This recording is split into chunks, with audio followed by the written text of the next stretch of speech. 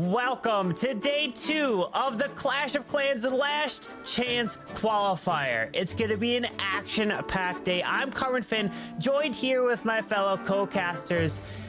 Itsu, are you ready to give out the 6th and final golden ticket here today? I am so ready. I mean, yesterday already we had a lot of action, and today I think it will be even more epic with the best remaining teams without a golden ticket of fighting for this last golden ticket for the World Championship. It will be really hype, right, Woody? Oh yeah, the hypest event ever! Superfest is a super magical opportunity where you can see all 3 of your favorite Supercell games in the capital of Finland, the home of Clashin'. That is a $1 million prize pool event, and only one more team out of the 4 that remain can advance. Is it going to be our reigning world champs? Will it be Tribe Gaming or one of the underdogs from the lower bracket? Judo, I know you have your own predictions, and you're pumped as ever for these matches. I certainly am. All of the teams that are remaining gave such incredible performances yesterday. So seeing them go head-to-head battling, I just can't wait to get into it. But Carbon, why don't we remind everyone first how we got here? Absolutely. These teams competed in a multiple stage qualifiers. It was open in stage 1 to the open qualifiers for everyone in the game to compete. That narrowed it down to stage 2 for the monthly qualifiers to eventually be able to compete each month in the monthly finals. And that is where we gave golden tickets and the silver tickets, which earn spots into this weekend for the Last Chance Qualifier.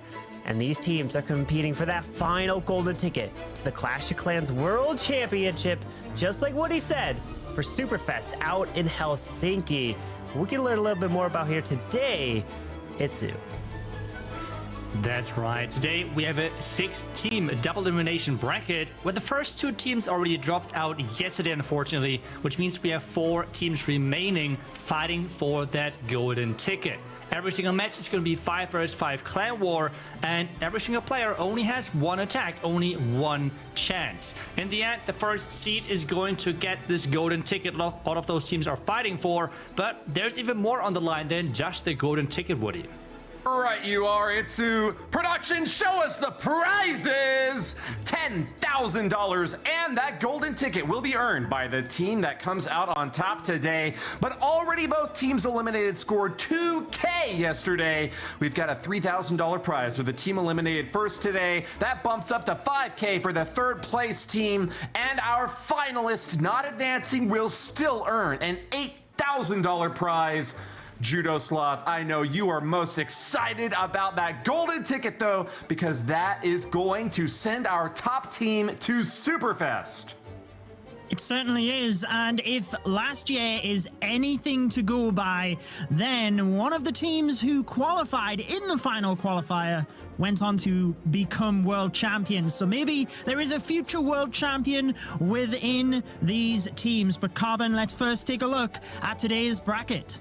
Indeed, we have an upper finals between HTM Esports and Tribe Gaming. If you guys are wondering, HTM Esports, they are the defending world champions from last year, and they are trying to make it back into Worlds, and the only way they can do that is if they win the Last Chance Qualifier here today to try to defend their title. But in the lower bracket, we have Momentum Shifters taking on Dizi Esports, but they have only 1 chance left in the lower bracket, meaning any team losing down there is eliminated and going home, while HTM Esports and Tribe have that second chance opportunity since they're up in the upper bracket. And in this very first match, we have Momentum Shifters taking on Dizi, and it looks like we are picking all Momentum Shifters in this very first match here. What's your thought there, Itsu? Yeah, I feel like Momentum Shifters looked really strong every single match they have played so far, and they have played the most matches out of all teams in the Last Chance Qualifier already. They have gotten 15 stars every single time, so they're looking really, really strong. And I mean, I'm just saying, yesterday, every single time we all predicted the same team, I think we were always right. So the question is that going to be the case today again, Woody? What do you think? Yeah, it's a big question. I mean, a unanimous pick has always been correct by the casters. Looking back to yesterday, I can't say it's going to be the same again today. Momentum Shifters are certainly the up-and-coming team that I've got my eye on. But Dizi Esports put up a great fight yesterday. They might have missed a star in their match against the Momentum Shifters, but the fact that this is a rematch means that there is definitely going to be a favor for the team that has already won this bout before. That was Momentum Shifters. They carried the day with a 15-14 scoreline over Dizi. They really put a lot of pressure on Dizi Esports and forced them into a mistake because they were so far behind on time. So not only did Momentum Shifters get a win on stars, but they were also really ahead on the first tiebreaker that we had that we would have looked to.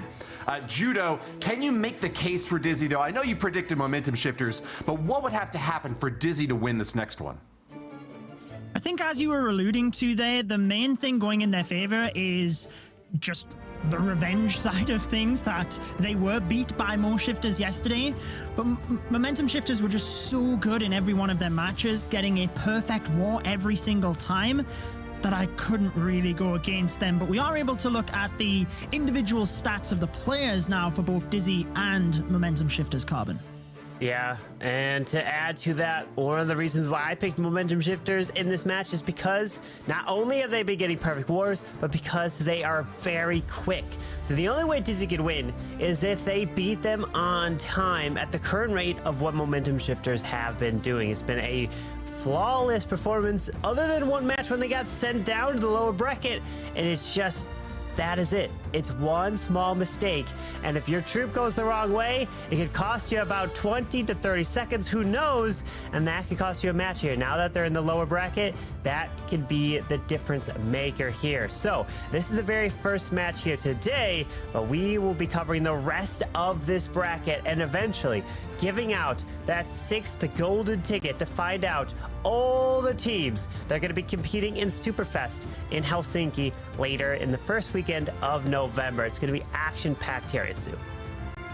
I mean, it is for sure. As well, make sure that you are, well, claiming the rewards on event.supercell.com/Clash of Clans, because you can claim some nice ores and resources in general with interacting there with the chat and with the stream in general.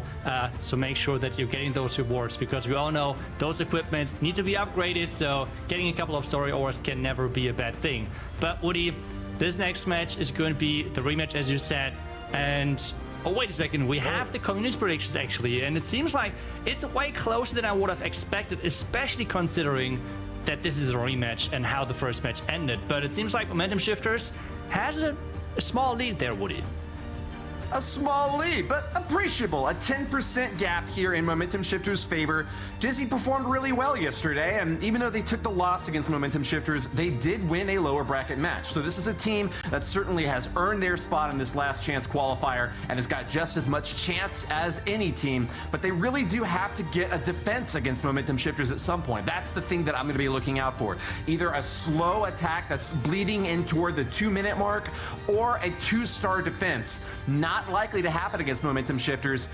Momentum Shifters don't tend to bust out of the gate going really fast, though, with the early attacks and the great speed. They tend to pick up the pace later on in the war. So I want to see in the first attack or two a defense by Dizi if they want to have a solid chance at winning this one, Judo.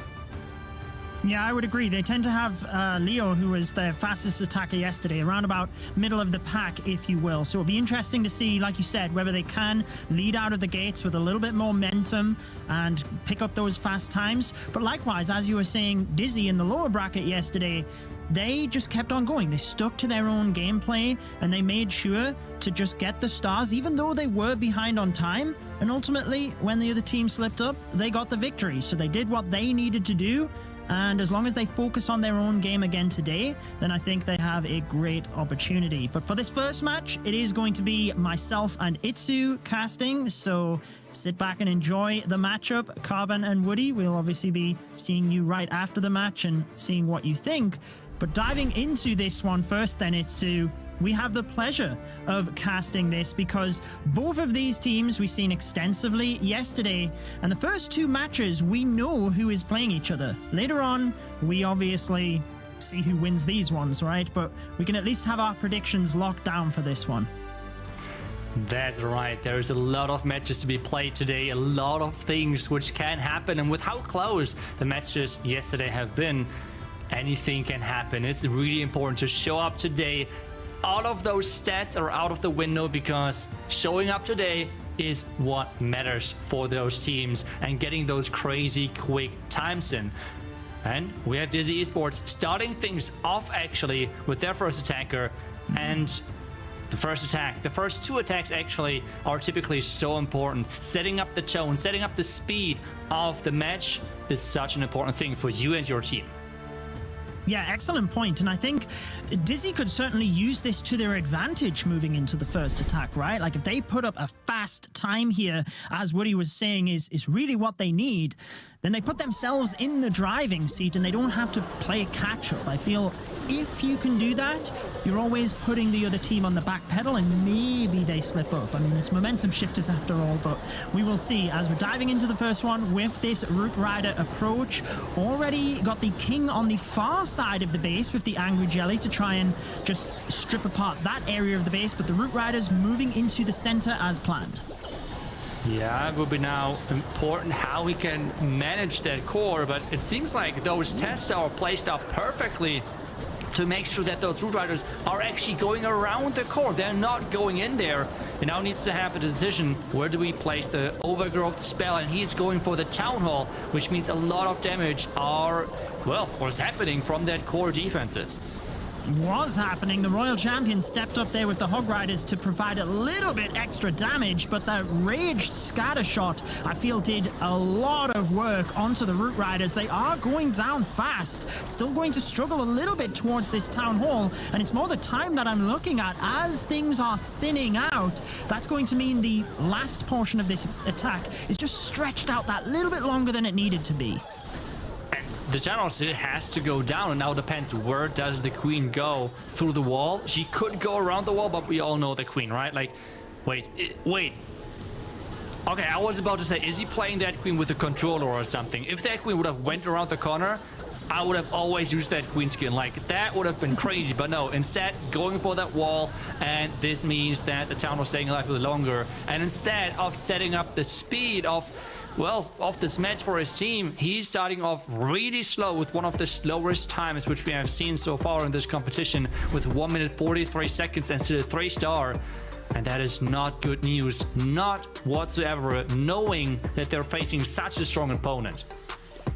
Yes, especially because Momentum Shifters got 45 stars out of a potential 45 yesterday in their matches. So the likelihood of them dropping one is pretty slim, and based on their time, they are a lot faster than that as well. So I guess the reverse happened of what I was saying, where now they kind of give Momentum Shifters that confidence moving into their attack, and Spray is one of their fastest attackers as well. I always like his dragon attacks. He's obviously been using the regular dragons a bit more now than his traditional super dragon attacks, so that's what he's using in this one. Yeah, regular dragons it is, and no dragon riders either, which is quite surprising since the combination is really popular and just so strong as well. The blimp is making its way all the way towards the town hall. Can you take down that monolith as well? That's the question. It seems like it's a no. He's trying to distract that monolith now with those skeleton spells, but the dragons still have to go towards the core. And with the Queen going around the top side, the King can maybe help on the back end with still having his ability left. Yeah, Monolith is very low in health now. That Dragon Rider somehow clinging on in order to help take that down. Really needs the dragons to start just flushing through the middle area of the base here. But he's still got a couple of hero abilities which he can activate, and that will help to speed things up towards the end of this attack. Yeah, the Royal Champ struggling a little bit versus two scatter shots. Those Hog Riders are not having a fun time, and now the Ice Golems, who said it right, are there to delay that Royal Champ even further. The Dragons are struggling a little bit, and we're closing in on the 1 minute 20-second mark in just a couple of seconds, and there is still the air defense, there is still that defending Queen, so a lot of is now relying on his King. When is he going to use that ability to maybe snipe the air defense? Yeah, I thought he might have done it sooner because he was obviously trying to wait of the percentage, but he wasn't really going to take down the buildings in the center unless they have hit points down already. I don't know if you've seen that during the attack, but the Clan Castle wouldn't go down. Is he even going to get it here, Itsu? The grounded Expo, he should be fine now that the Queen goes down, but still, the time is actually greater than that of Dizi Esports, so a big surprise here moving into the first match of the day. Yeah, Sprayer really not having his best showing so far at this weekend. He's known for his really quick attacks, and he's always the opener attacker for his team, but he cannot deliver today. And the question is then, can his team recover? They have been multiple times, behind after their first attack because of him, unfortunately. But a lot of times they were able to clutch it back, especially with attackers like Leo, which is now under attack. And we have Dizi Esports with Kai coming in with his next attack. And, well, I hope that we're going to see some of those faster attacks, which we have seen yesterday of those players now. I would absolutely expect that things start picking up, but it's who can bounce first. We did talk prior to this match starting how momentum shifters yesterday were a little bit slow out of the gate, so we could expect them to be speeding up quite significantly as well. But diving into this attack, you can see the giant arrow straight across the base there. Skeleton spells in very quickly to try and distract for the Royal Champion. Does pop all of the Tesla over in that area as well. Investing that rage to make sure the Royal Champion has a little bit more power to get through all of those hit points, including the defending king. We have Clank other troops coming out now, which means they will be in front of that Royal Champion, or in between the Royal Champion and that monolith, which might be a problem. The Queen slowly making her way towards the tunnel, but she has skipped the X-Bow and that merged cannon, which now have the chance of firing on those troops in the core.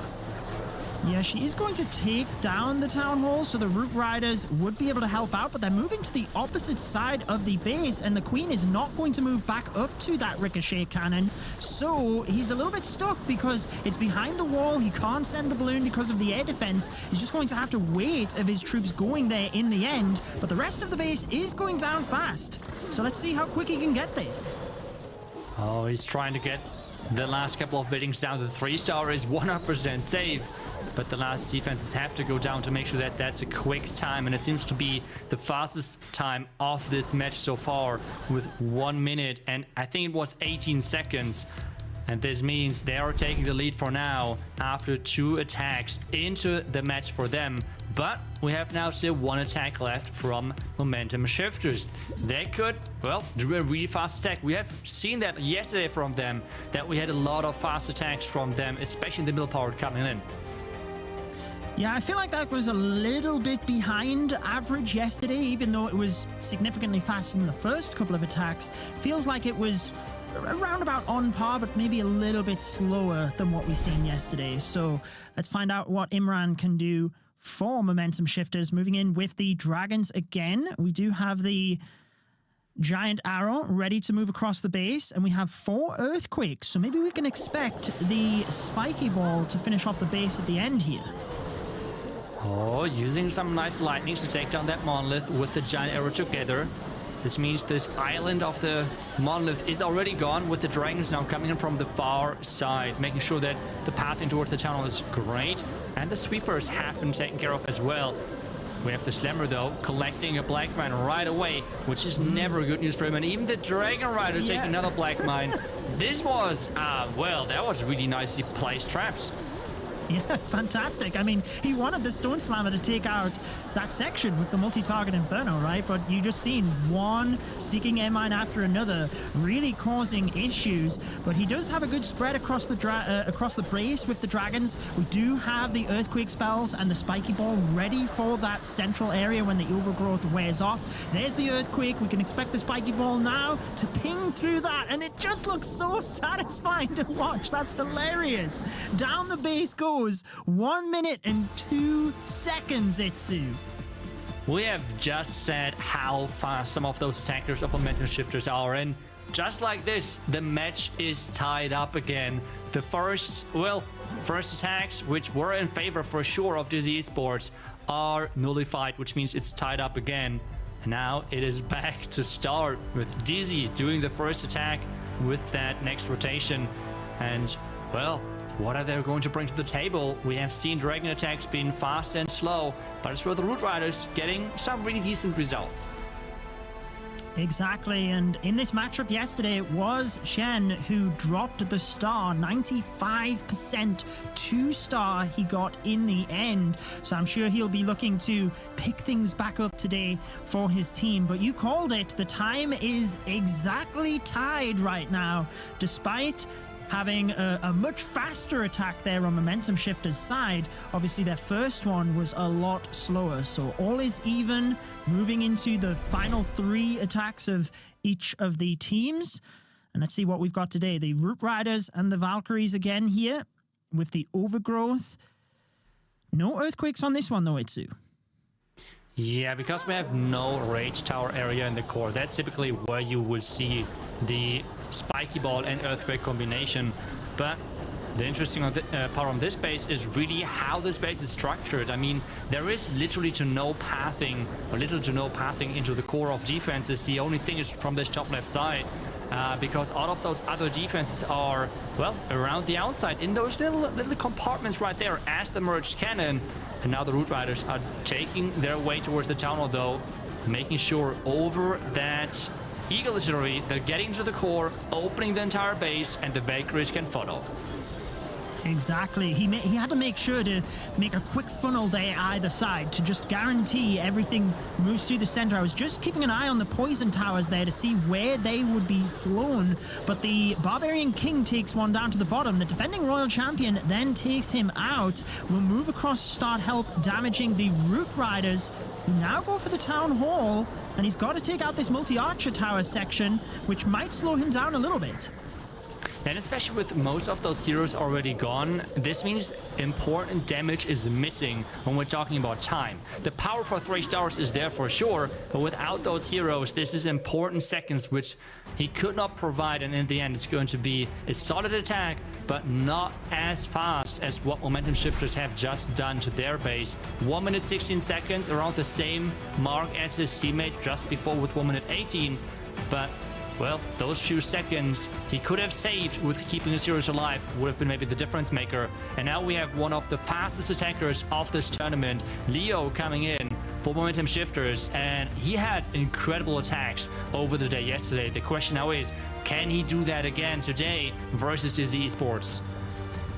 Exactly. 59 seconds was his fastest, but his other attacks were pretty close as well. I remember his celebrations at the end, so let's see how fast he can be on this one. Just taking a deep breath before he clicks into hyperdrive and puts all of those spells down. It's so impressive to watch, actually. So we've got the siege barracks at the bottom with the Barbarian King. Phoenix on the King for this one. So obviously expecting the King to just take down an area of the base by himself, and the Root Riders moving into the center, using an early Rage to help the Queen up that top side.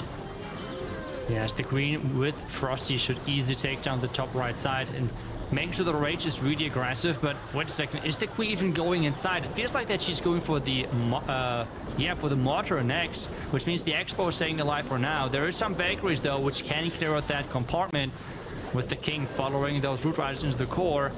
It's a lot of troops and buildings still left, but with the Overgrowth spell running out most likely anytime soon, he still has a lot of defense on the back end. Yeah, I feel like I'd love the mouse to be moved just a little bit so I could see his hands deploying a bit more, because it's so crazy to see how fast he can deploy everything in, but now he's having to do it extremely patient as his troops have gone down. And it's not even going to be a 3-star here, despite the way we spoke about how highly his attacks were yesterday. Yeah, and that's like the thing. It's really important that you're showing up in the moment where it really matters. And yes, he did yesterday, but today it seems like he is going to fall short. The question now is, can he even see 3-star with that Queen going into that corner, into that pocket? I don't think that she can get through all of those defenses, depending on how many hit points they have. In the middle of the attack, it looked kind of messy because a lot of the troops did go down with the push into the core. But that Queen is going to have a rough time versus the merge cannon. I don't think that she can survive that. If that cannon has any hit points, never mind left, and the Queen is still going down, and this means it's a defense for Dizi Esports. Massive defense as well. Wow. What a turn of events here then, with 2 attacks remaining. This is exactly the position that Dizi Esports found themselves in yesterday versus Vatang. They were behind on time and they just stuck to their own game. And when Vatang slipped up, they made sure to just close it out. They didn't slip at all. Let's see whether they can have a repeat of that with Den attacking next. The game is in their hands now. The game is in their hands indeed, but we had that happen multiple times yesterday, that one team only had to get 3 stars, which sounds so easy maybe, but in the end it was not. There were many fails happening after such attacks. The question is, can Dizi Esports stick in the, like, somehow make sure that they're just going as safe as possible? I would assume this attack specifically, they had no chance to really like change the original plan or anything, but maybe for the last attack they could go in with an even safer approach, if they have any safer approach to what they're typically doing. But Root Riders so far have been a quite successful strategy within this tournament with fast but yet again safe approaches.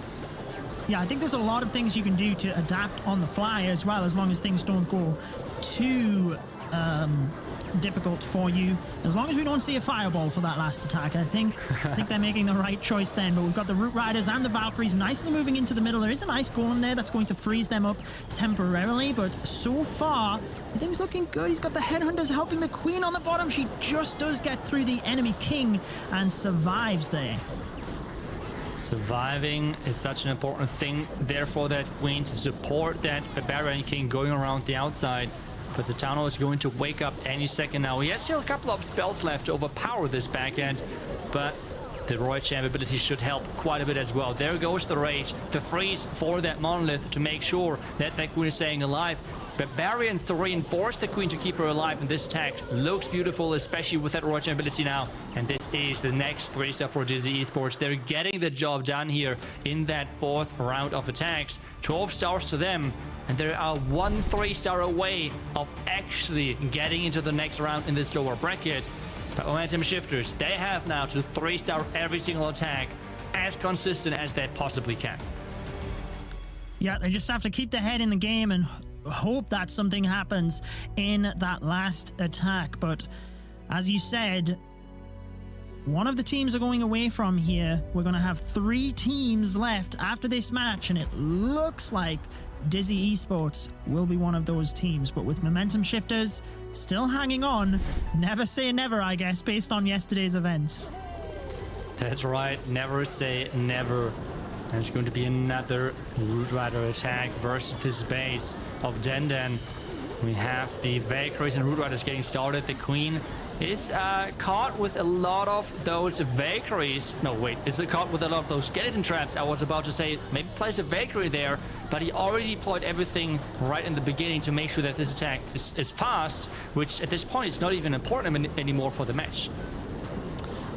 Yeah, I guess there's no way they could catch up on time realistically. They've just got to make sure they get that 3 stars. And look, the one they slipped up was only 98%, right? So should there be a slip up from Dizi Esports side of things, you know, there's a good chance it is below 98%. So I guess we just have to see what happens. But I mean, Sean has wrecked this base. He's still got the rage spell, which he uses there.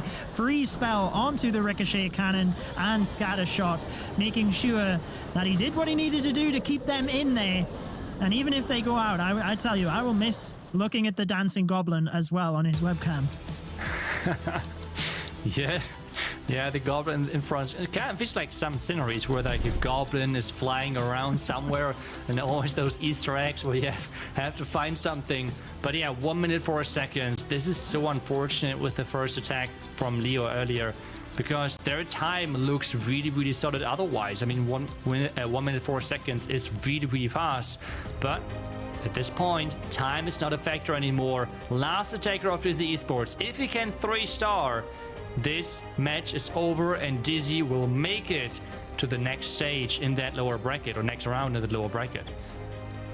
Yes, and as I referenced yesterday, we've had teams that have, in previous qualifiers, gained their golden ticket from the lower bracket. Synchronic were knocked down to the lower bracket in the very first round and went all of the way through. So Dizi Esports can use that to keep themselves energized, but they've got to just focus on one match at a time. Here we go. 3 stars, and they win the war.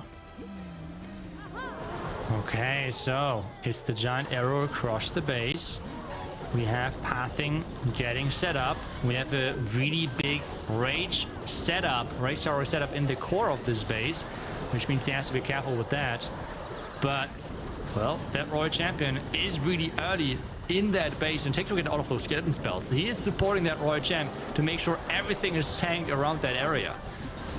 Yeah, beautiful job. After the mortar, she will go to the monolith, take that down, and then with the overgrowth spell just to the right of her, she is well protected after the monolith. Actually moves across to help the Root Riders. Probably would have been better if she moved up to the top, but just look at the amount of support he has to the left side with the P.E.K.K.A, Wizards, Valkyries. I don't think he lost any of the Wizards from the Siege Barracks until the final moment there. Yeah, I think as you said it, there was like a mortar shot or something coming in, blowing up every single wizard following those Valkyries and P.E.K.K.A. But we have this huge group of Root Riders still with those heroes behind. And this is like where those type of troops are getting even more scary. If they have heroes behind, and that's exactly the case. Somehow the Royal Champ ended up on the right side as well, even though she was out on the complete opposite side. But this looks really, really good with the last freeze, and this means Dizi Esports are getting the job done. We all thought that Dizi Esports were far behind when it comes down to their win chances, but they're keeping their head calm and making sure that they're clutching out this win. Yes, and having fun at the same time. What better way to go about it? Starting with a perfect war so they know that they are through to the next round now, and they can just prepare. They can, I guess, it doesn't really matter who they come up against, whether it's HTM or Tribe from the next matchup. It's going to be an incredibly strong opponent, and I'm sure they've been prepping for both teams either way. But we do have the final attack of this one, which will be momentum shifters. They can hopefully close out with a 3-star, but they are unfortunately eliminated now from the Last Chance Qualifier.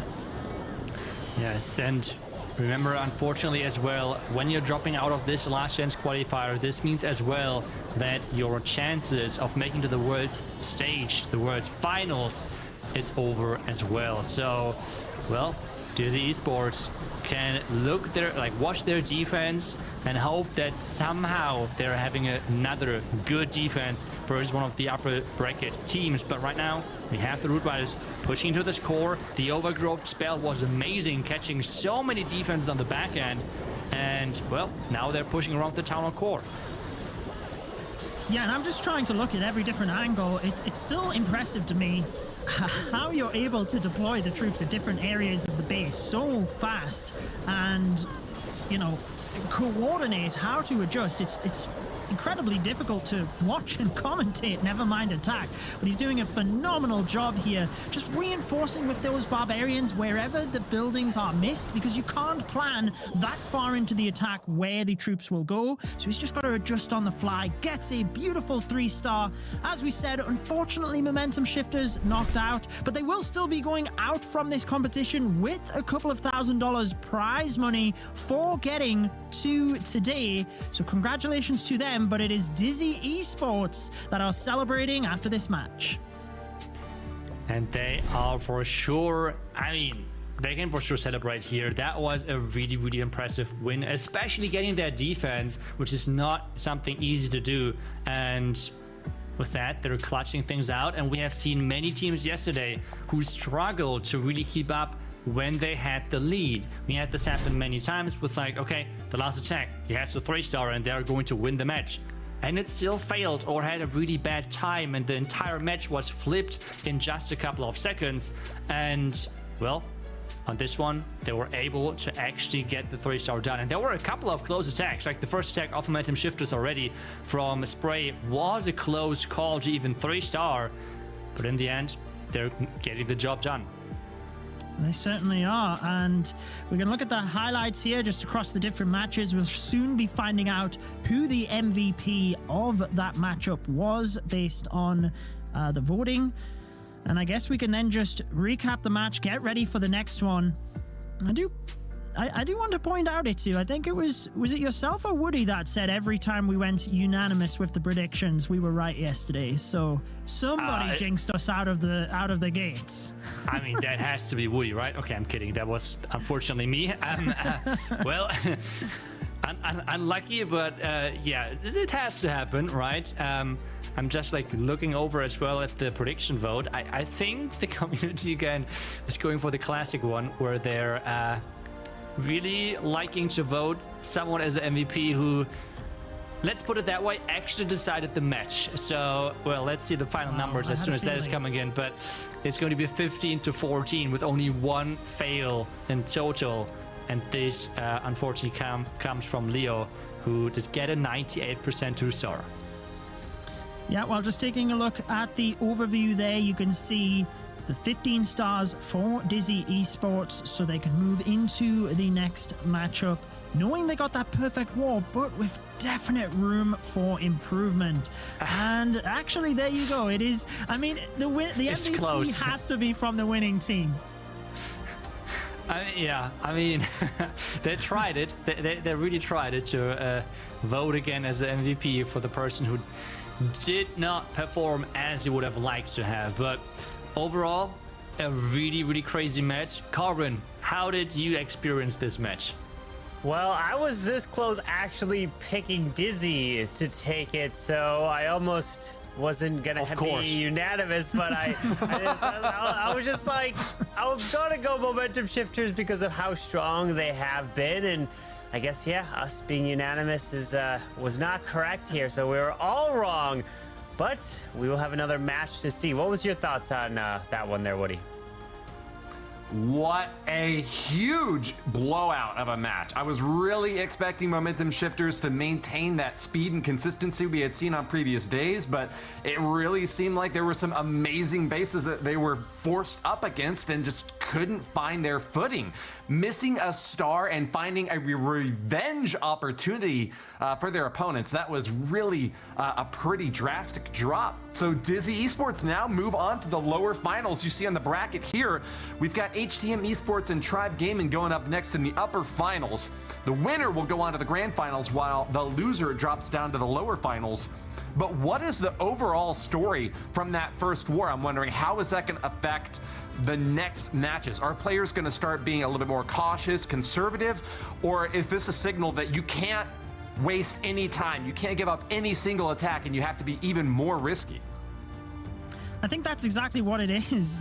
You can't play it safe and get a 2.5-minute 3-star throughout the entire war and think, okay, we might win because someone else slips up. You have to take the game into your own hands, and they have to just play all out for those fast attacks. And unfortunately, that is where the slip-ups happen. But I guess we can move into predictions. Oh, Carvin, you were talking about going Dizi Esports for that last match and going against us, and you did exactly that for the upcoming one. So what are your thoughts on Tribe Gaming? This one, I have picked Tribe Gaming to make it to the grand finals from the upper brackets. I mean, it's very difficult, but I think after that one match that Tribe Gaming was on the brink of getting sent to the lower bracket, I think it has given them a whole different perspective. And I think that's going to be playing the role in this one. But I mean, it's going to be a great match. What was your decision behind picking HTM there, Itsu?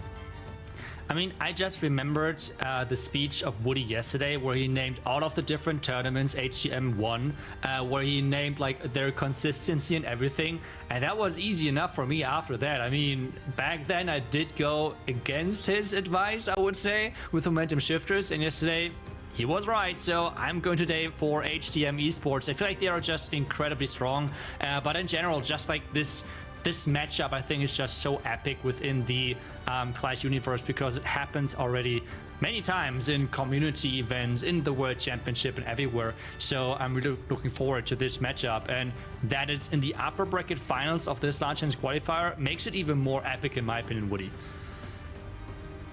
Yeah, and I'll just echo what you said there too. And of course, since I predicted HTM, you gotta, expect that I've got something to say about what Carbon was just saying. He said that he thought that because Tribe had a near miss against Pulse Gaming, that put the fire in their belly, and that's gonna be what's gonna get them propelled onward. On the complete opposite side, I think that Tribe showed weakness yesterday. They almost lost a match against Pulse Gaming. No slouch of a team, but certainly not a squad that has had as much competitive success as a team like Tribe. So where was the confidence? Where was the energy? Where was the excitement? Where was the drive to make it to the grand finals and win this whole thing? I didn't quite see that yesterday. So maybe that was just a fluke. Maybe they have an opportunity to reset. Maybe this is going to be their day, and they've got a solid chance of making that happen. Of course, this is a team that everyone expected to see in the World Finals, but it just has not happened month after month. Is HTM Brazil, the reigning world champions, going to be the team that shows weakness to finally let Tribe through? I don't think so, Judo. Well, I don't think so either, because HTM ended up beating Tribe twice during the Snapdragon Pro Series. So that's kind of where I went with HTM. I think it's really a close call, but if you beat someone twice, it shows a little bit more consistency. And I just think, as fast as some of the Tribe attackers are, HTM, Banal, I can't even count the amount of sub 1 minute attacks he's got this year. So that's what kind of tipped me into picking them. But it seems like the community sided with you, Carbon. It looks like it. Yeah, it was heavily favored. They're over 60+% picking Tribe, but there's really only one way to decide this, and this is to watch the match and see who's going to be able to advance to the grand finals. Because remember, just advancing to the grand finals doesn't mean that you even can go to the world championship. You have to win it, and it's all about getting that golden ticket. Because it's not like a monthly finals where if you come in second, you're guaranteed a silver ticket. No, that's not a thing anymore, since this is the last chance qualifier. So a lot of pressure is on the line. So Itsu and I are going to step down for this one, and we're going to hand it off to Woody and Judo to take over. And it's going to be a fantastic match. You do not want to miss it. So best of luck, and Woody, let's see how this goes. Thank you very much, Carbon Fin, for this incredible opportunity to cast the upper bracket finals of our Last Chance Qualifier. Both of these teams remain undefeated in this month. Tribe Gaming has been to more world championships than any other team, while HTM Esports is your reigning champions from the last year. These two teams have been expected on all fronts to both qualify, but only one of them will move on. Will it be the powerhouse Tribe Gaming or the Brazilian Barbarians of HTM Esports? Riquires is your first attacker, and he will put his best foot forward, Judo. He will, and I am sure we are going to be kicking this off with fast 3-star attacks. I just wish I could be there with the players as well, because when we had these teams battle last year in the World Finals, the room was just electric, and that's why Superfest will be amazing. But Riquires starts with his giant arrow. I think he's accidentally placed his skeleton spell off to the side there where he placed the siege barracks, so hopefully that doesn't come back to bite him too much, Woody. Yeah, oftentimes one single spell like that can be a misplay, but you'll still get a little bit of value from it, protecting your siege barracks. As long as he didn't need that for a crucial internal structure like that southern single target Inferno, he could still be fine. But keep an eye on that. That is now a big point of vulnerability on the backside of this base. Trying to clean up with heroes is very difficult when you've got a single target Inferno standing up against you. Yeah, he popped his Grand Warden ability to try and protect the dragons through that section. Thankfully, they do dodge the poison of the Town Hall. Like you said, that single target Inferno to the 6 o'clock area is extremely dangerous as well. And that's why Riquires is continuing to freeze it with just over a minute. This base is going to fall. So as we predicted, a fast 3-star attack to start out. 1 minute and 5 seconds. No brakes on this crazy train, and Riquires is the conductor to start off the awesome combat we've come to expect, a 65-second strike is certainly quicker than the average we've seen in attacks from yesterday, and gives us a lot of hope that this is going to be a match that will go down to the very end. Well, let's see what HTM have on response, because we know that these teams, they're just incredibly evenly matched. The last time they faced each other in a major tournament, the Snapdragon Pro Series, which is where Tribe Gaming got their silver ticket, HTM won on the 15 versus 15 by 1 second. And that was average attack time as well across all of the attacks. So just incredibly close match. And I know we're going to have that again today. But here we go with the giant arrow straight across the base. Interestingly, yesterday, Equez had a 1 minute and 3 second attack. So slightly quicker than that of Rakires.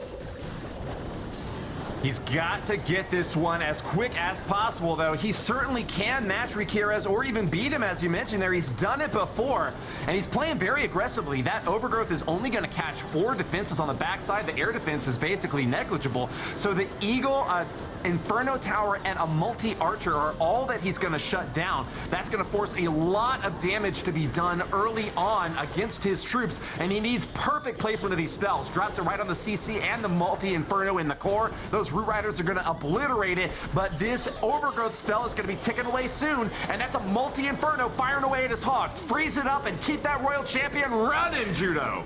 Yeah, he's just struggling a little bit with the Archer Queen to the left side of the base. You see the Root Riders caught over there to help out as well. But as the percentage creeps up, he's keeping an eye so he can activate the spiky ball. There it goes. Just a little bit behind the attack of Rakires. I think that was 106 or maybe even 107 it ticked to in the end. So a couple of seconds behind. Nothing major at this stage because we've still got 4 attacks. And that was actually quicker than the average of HTM yesterday. Their perfect wall, they averaged 110. So nothing slow by any means, just Tribe Gaming that little bit faster from that first attack.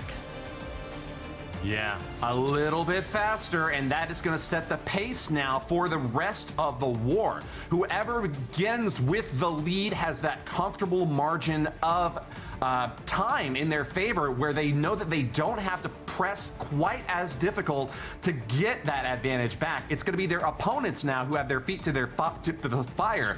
HTM Brazil behind by a few seconds is not going to be sweating just yet, though. It's only the first round of attacks, and they have the opportunity to respond to what Tribe puts up against them. We now get a chance to see if Tribe can keep pace with what we saw from Rakires, a very difficult task. 65 seconds is much quicker than most of the attacks we saw yesterday. But if they can do so, H-Team would then be in a terribly difficult spot because even a quick attack from them may not be enough to tie it up. And going into the mid-war with a time deficit is the #1 reason why teams missed yesterday. Whenever we saw a team that came in with 14 stars, it was often because they were behind on time, trying to catch up, using a risky strategy like Rocket Balloon, as we saw earlier, that either sacrificed a star or sacrificed a minute and gave them no chance of winning in the late game. Yeah, it's interesting because the faster you try and go to keep up with your opponent, the more mistakes you can make. But it's also interesting the fact that I keep referencing the last time they played in a major tournament, but what happened in that scenario was Tribe Gaming were ahead on time quite significantly, and with 2 attacks remaining, HTM pulled 2 sub-1 minute attacks out of the bag in order to win that matchup. And they always tend to finish with Banal, who you would have to say is their fastest attacker. He got a sub-1 minute attack yesterday, so they've always got that in the back of their mind as well, that they should be finishing strong. Well, I think they've got a very solid chance of making that happen. That is exactly what we'd expect to see from them. And as you mentioned, it's not only a question mark as to who can perform in each attack, but this war overall can flip on a dime. Let's see if Nebrax can improve upon his time from yesterday. He was one of the slower attackers from Tribe Gaming. They got the win after all, but it was not the rapid fast attack that we've seen from him in the past. We know he can put up really quick hits, and I want to see that this next time against Achilles. He knows that his team has got the lead on time, and he really wants to keep it. This is the time to show what you've got. Kicking your opponent down to the lower bracket is such a massive advantage, because then there's the possibility they get eliminated on the bottom side. We already saw Dizi do an extraordinary job earlier today, but even if they still are able to come back into the grand finals, you'll have that bracket reset to defend you. This is the most important war of the day, and Nibrax is not going to let this moment slip away. Well, he has tons of experience, doesn't he? As does all of these players, to be fair. The core roster of both Tribe Gaming and HTM has remained the same for quite a few years, the odd switch here and there. So they've both been in this position many times before. Starting with the Dragons first, just going to get them deployed so he can start and then deploy the Queen with the Giant Arrow, just so he has that little bit extra time. He's taking a bit of damage from the Monolith, now deploys the skeleton spells to try and distract, with the battle blimp flying through the base, and we have the sweeper pushing him back, which he now uses the overgrowth to stop. Let's see where he can continue this charge without that Royal Champion backing up these dragons in the bottom side. They're going to have to really breathe a lot of fire on that enemy Queen. Takes her down, but it's been air targeting expos that have just been chipping away at them the entire time. A massive spread on these troops is so difficult to deal with and keep them all up and alive. He drops multiple freezes on that Inferno Tower in the bottom, but it's getting repaired by builder sets. Does go down. The scatter shot's going to engage now, and keep an eye on all of these troops as they collapse to the left side corner. One little balloon is going to be a massive help on getting massive DPS onto that corner. And as we pass the 1 minute mark, Nibrax knows he may not have been able to keep the pace, but this is still a very admirable attack from Tribe Gaming. He's rubbing his hands, happy with how that went. They will be slightly behind on time against HT Brazil, but this is still a rapid start.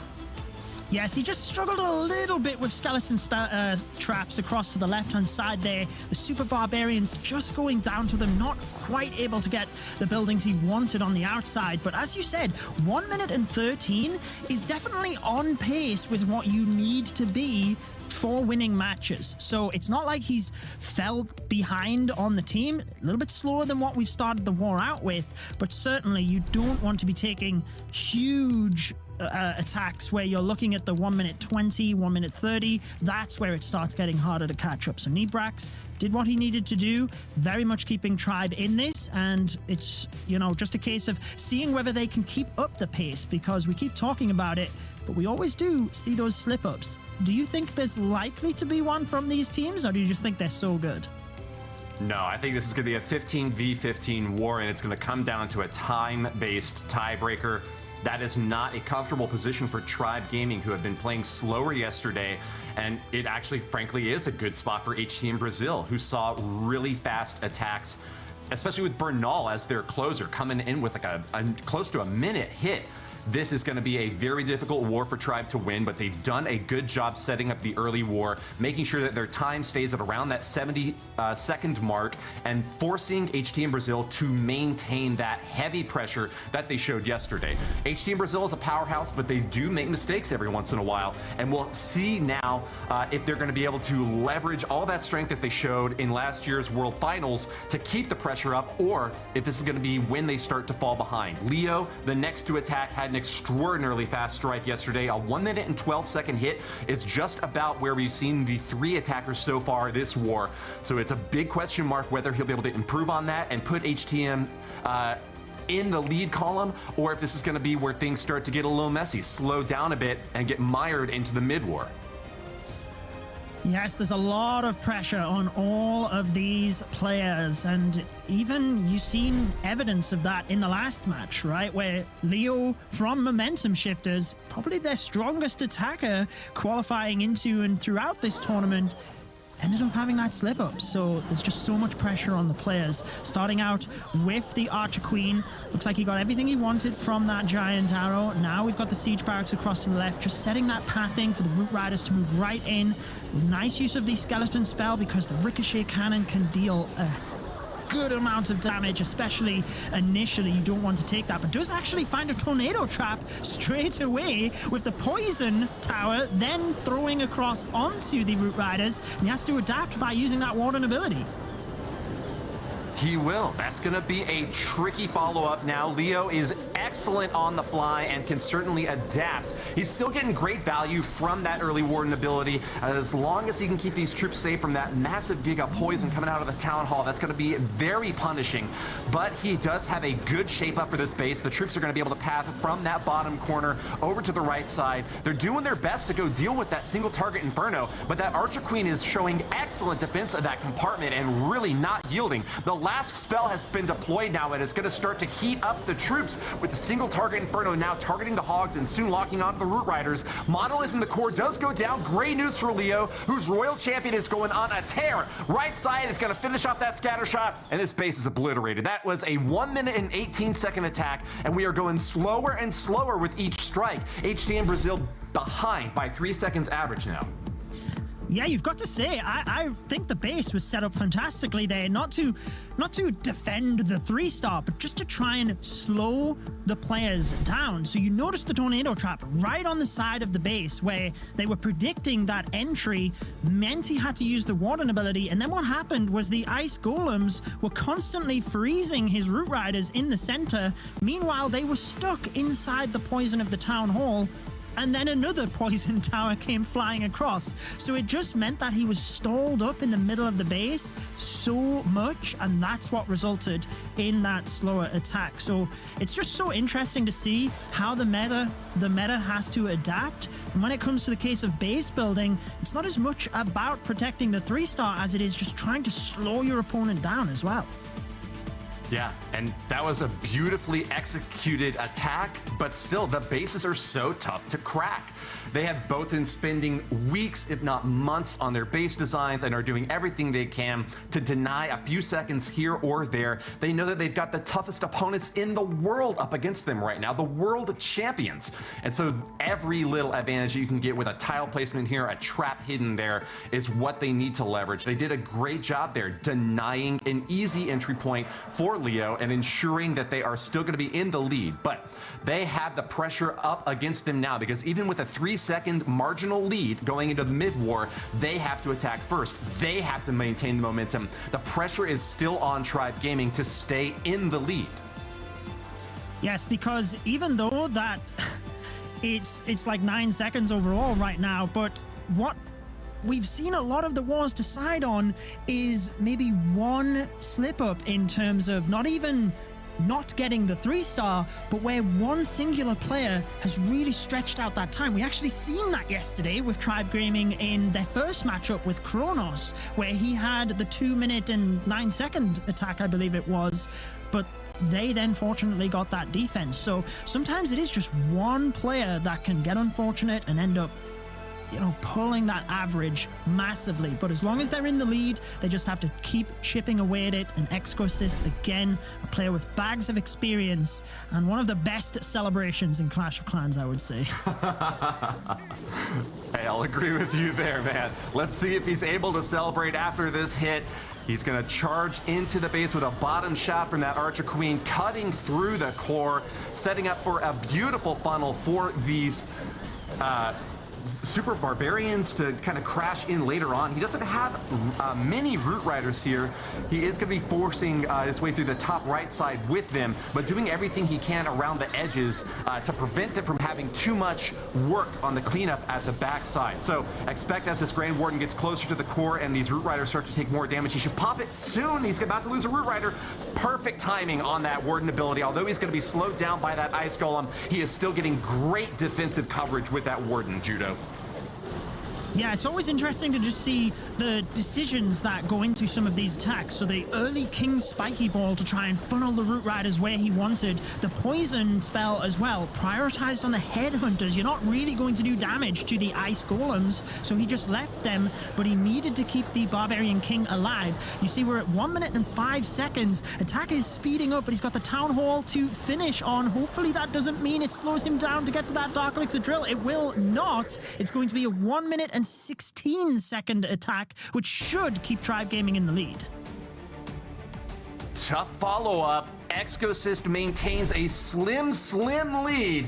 He's got to be happy with how that goes, though, because as long as you're ahead, you are in the driver's seat. Defending from that time advantage means that HTM Brazil now needs something south of that 70-second mark if they want to get in the lead. The mid-war is a tough time for them, and although they do have an amazing clutch hitter at the end with Bernal, Celino did not have the quickest attack yesterday. He came in at 1 minute and 24, one of the slowest hits in their war against momentum shifters. And so he has got to be as quick as he possibly can in his hit if he wants to keep this war competitive. You can't rely upon your end attackers to just find some magical solution against a tough base. It has got to be smooth across the board. And so still a lot of pressure here on HTM Brazil to follow up with a rapid hit. I couldn't agree more. I was going to say the pressure that will be on Celinho's shoulders here if he's the next attacker. We've seen him attack third yesterday, but like you said, he did have the slowest time, so he'll be looking to clearly speed that up because they're in that situation now where Tribe Gaming are getting those fast attacks. So they don't want to slip too far behind where then at the end, even if you have your fastest attacker, maybe it's just too far of a stretch for them, right? So it is going to be Celinho. Here we go.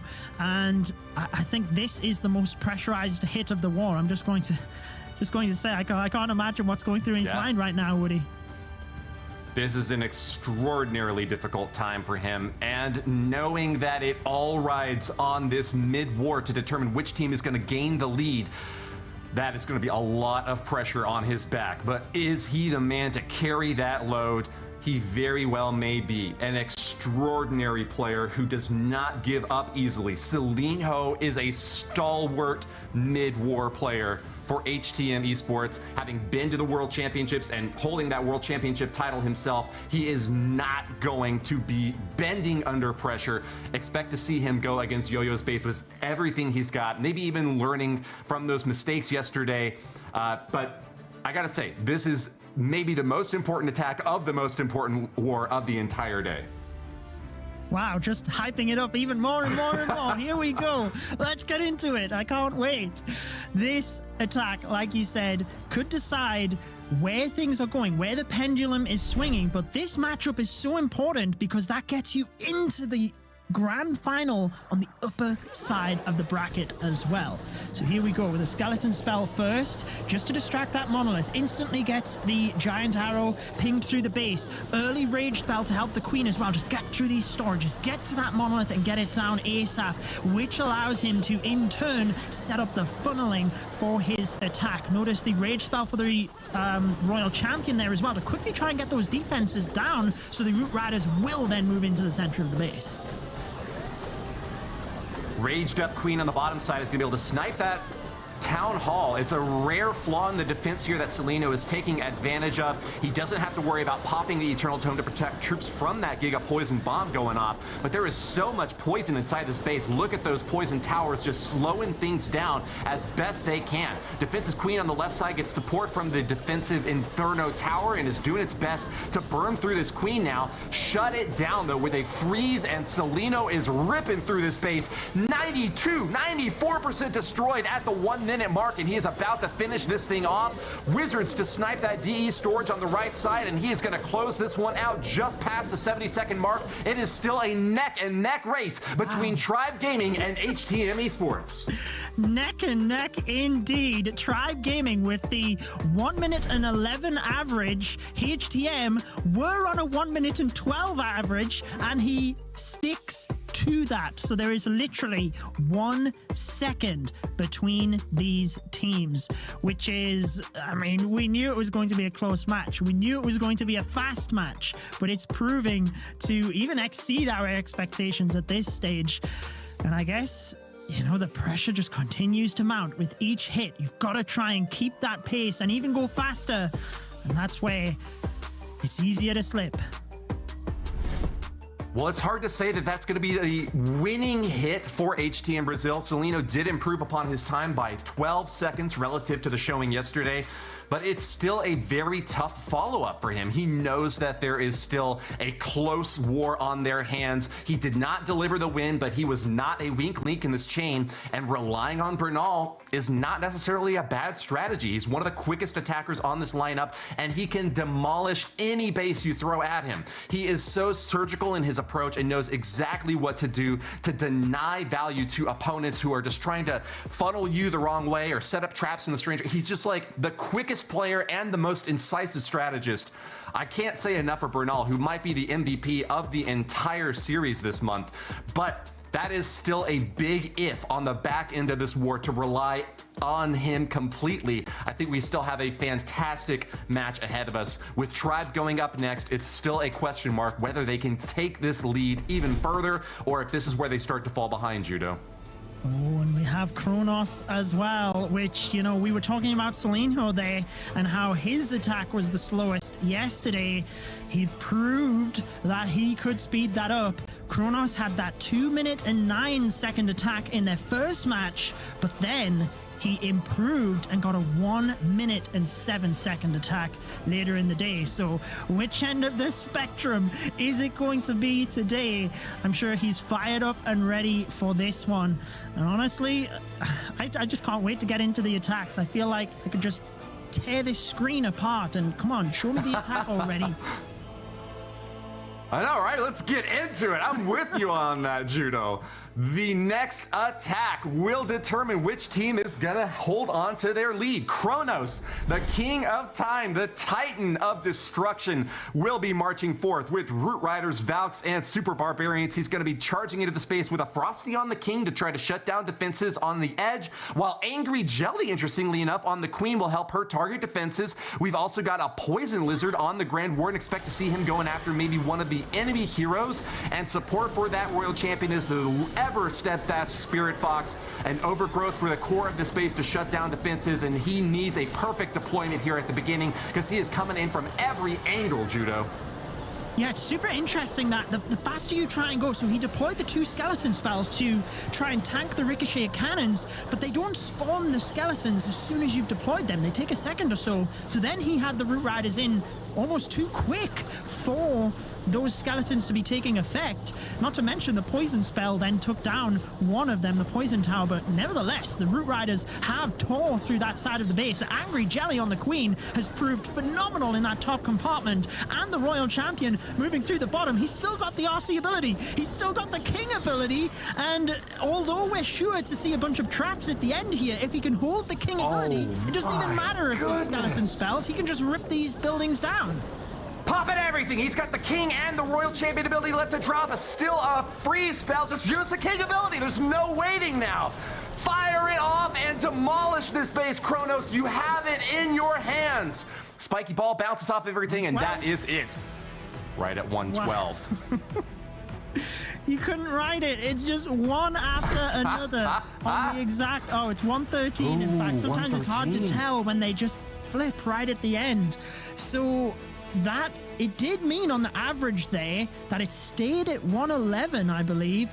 So obviously, Tribe Gaming were a lot closer to the 110 on average, if you will. But interestingly, when you think Tribe Gaming are, 1 second in the lead looking at the averages, Bernal, we keep talking about as, pulling out those sub 1 minute attacks, each, very regular, and that would actually save 2 seconds off the average should he be 10 seconds faster in an individual attack, obviously dividing it by the 5, right? So it could actually have a repeat of what happened in the Snapdragon Pro Series and flip the time right at the end, but maybe we're just putting too much pressure on Bernal's shoulders now. There's just too many different scenarios that could happen here.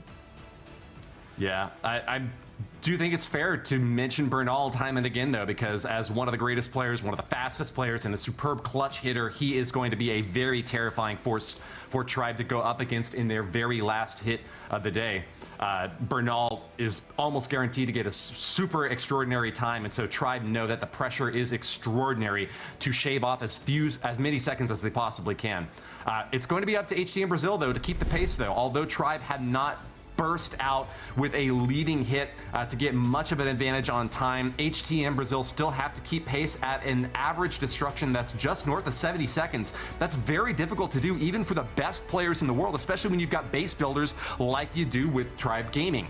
Pato is up next. The HTM Esports player is not going to let his team down. He knows that this is an extraordinarily important moment for him. He came in with a 1 minute and 17-second attack yesterday, so he still does need to improve upon that time a little bit, but his teammates have been able to do so far this war, finding a few seconds here and there with clever hits.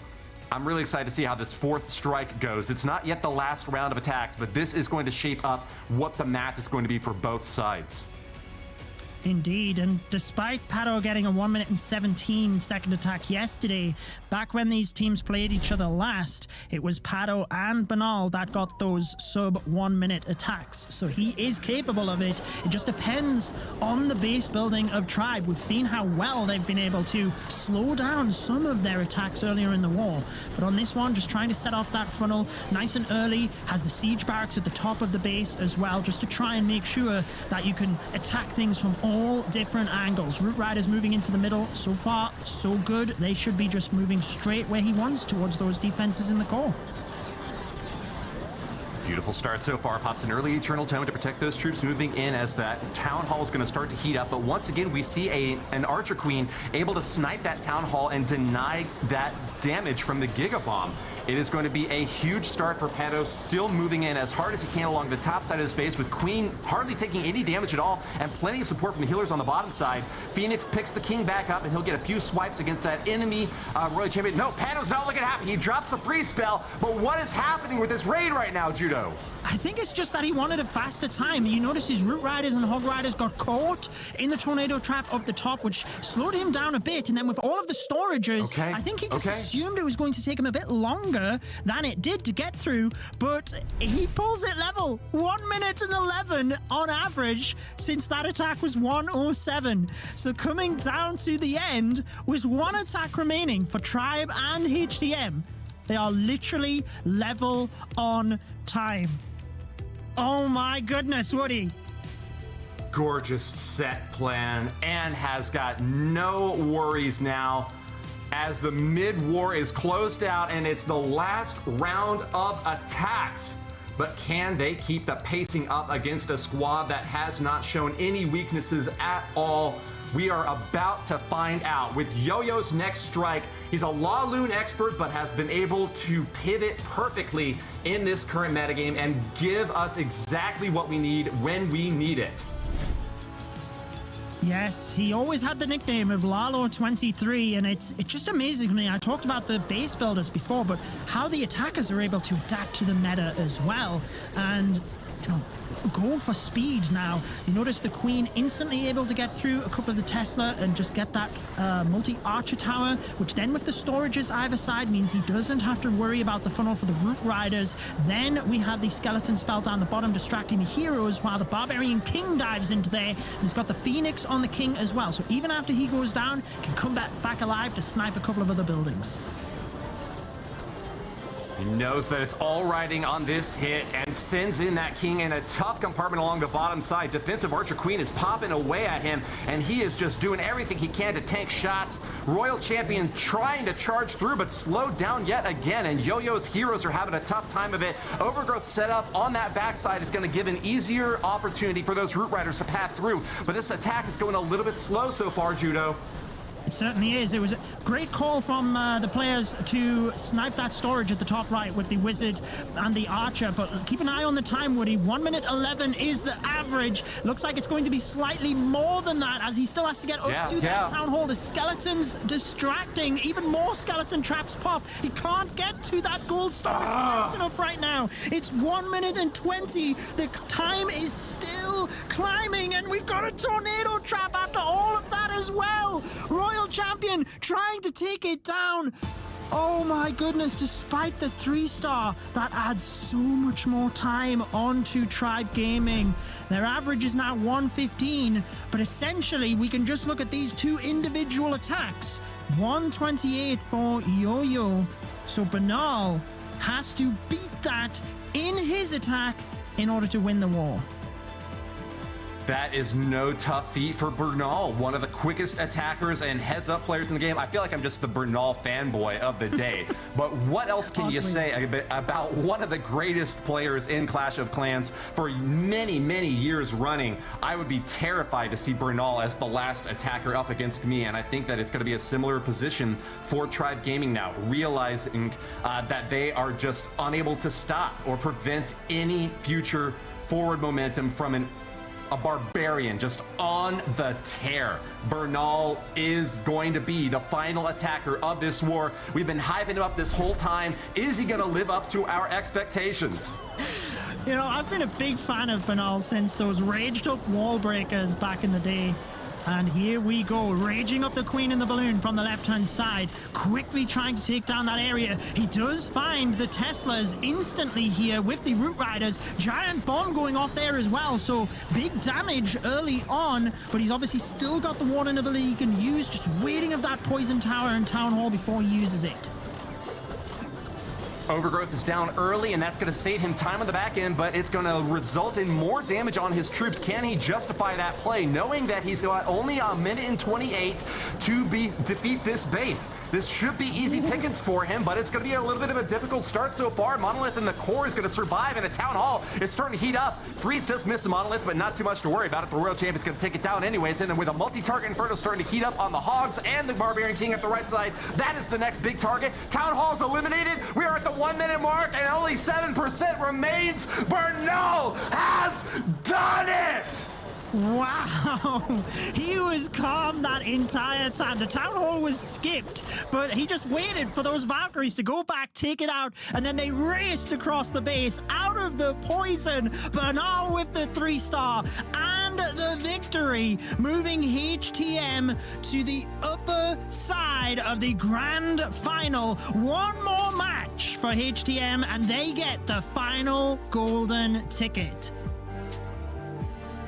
Tough follow-up for Tribe Gaming. Now sent down to the lower bracket, and there's nothing that can give them any comfort about that last war with HTM. Even if they win their next war against Dizi, they have to go back and face not only a team that just beat them, but the world champions who are ahead on time throughout the mid-war. This is a very tricky spot for Tribe to be in now, a team that everyone has expected to advance, but now seems on the cusp of elimination. Will this be the first year in so many that they have not made it to the World Finals, Judo? Yeah, it's just such a surprise, isn't it? Because you know how capable they are, but just falling short each time. And maybe that is a sign in terms of consistency this year.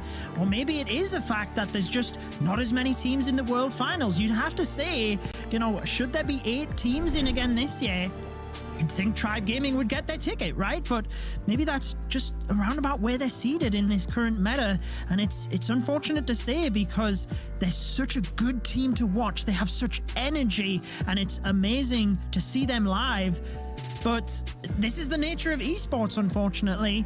However, as you said, they're not out yet. They're still in the lower bracket. They can build their confidence in the next matchup should they beat Dizi Esports. And then they just have that mountain to climb of beating HTM not once, but twice. Well, the big question mark still remains for them. Can they catch up now when all seems lost?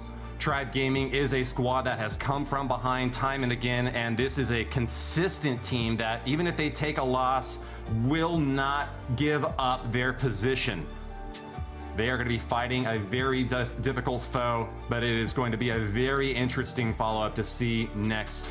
And I am so excited to get to cast it alongside, I believe I'll be coming back with Carbon next for this one. Indeed. Well, we can see the match results. It clearly was a 3-star from Bernal at the bottom there as well. Otherwise, that would have been a drastic turn of events. And he does indeed get that MVP for that matchup. The most valuable player getting the 3-star with the time required right at the end, getting them the victory. And like we said, they just need one more match now. But Tribe Gaming, the one thing they can take away from their match is they were so close. It really did just come down to that one attack. And should it have gone the other way? you know, they really were close to taking that one. So I think that's all they have to keep in their mind and, you know, take it one step at a time now. HTM have one match to get their golden ticket. Tribe would have 3, unfortunately. So we can indeed welcome back Carbon and Itsu following that match. Carbon, let's start with you. What were your thoughts? It was such an incredible match. It did not disappoint, and that's what we thought. It was going to come down to the end. Potentially perfect, and time was the factor. And unfortunately, yes, Yo-Yo did have the slowest attack that did indeed cause them to lose. I mean, all their attacks were slowly creeping up higher and higher, but I mean, what that means is Tribe, if they were to win against Dizi in the lower bracket, then it would be a rematch, but it's going to be harder since they have to force a bracket reset and they're going to have to really prove it in order to earn that golden ticket. But it's going to be an incredible next set of matches. But Itsu, what was your thoughts? I feel like it did go down kind of as expected, and I feel like same for Woody and Judo, because Tribe is really consistent in 3-starring, but time is like there's always 1 or 2 players who do not have like their best match, maybe, who have slow attacks, and versus a lot of teams you can't do that. You will still win the matches, as for Tribe happened earlier in this tournament, but versus HTMN you can't. Like with Bernal and all of the other players in there, I feel like just they are quicker with their attacks in general, and instead of having like nearly always 1 slow attacker, they have typically always like 2 attackers which are like below the 1 minute mark. So that was the big difference, and it seemed to be exactly as expected, with Bernal then finishing things off and really giving them the lead in the end. So yeah, unfortunate, but if Tribe wins the next match, they are going to get that rematch, Woody. Right you are, Itsu. I think that would set up for an extraordinarily dramatic comeback if Tribe can pull it off. But ultimately, HTM, as the winners of the upper bracket, are moving on to the grand finals. I was glad to see also that the fans out there agreed with our predictions that Bernal, a massive beast, is the MVP indeed. We did not overhype him, I hope. He certainly is a tough foe to go up against in the very last attack. Tribe did everything they could to get their time on their side, but it was just not enough in this last round of combat. So they've got a match now up against Dizi, where there's going to be another opportunity for them to try to come from behind, a difficult position, but not an impossible one.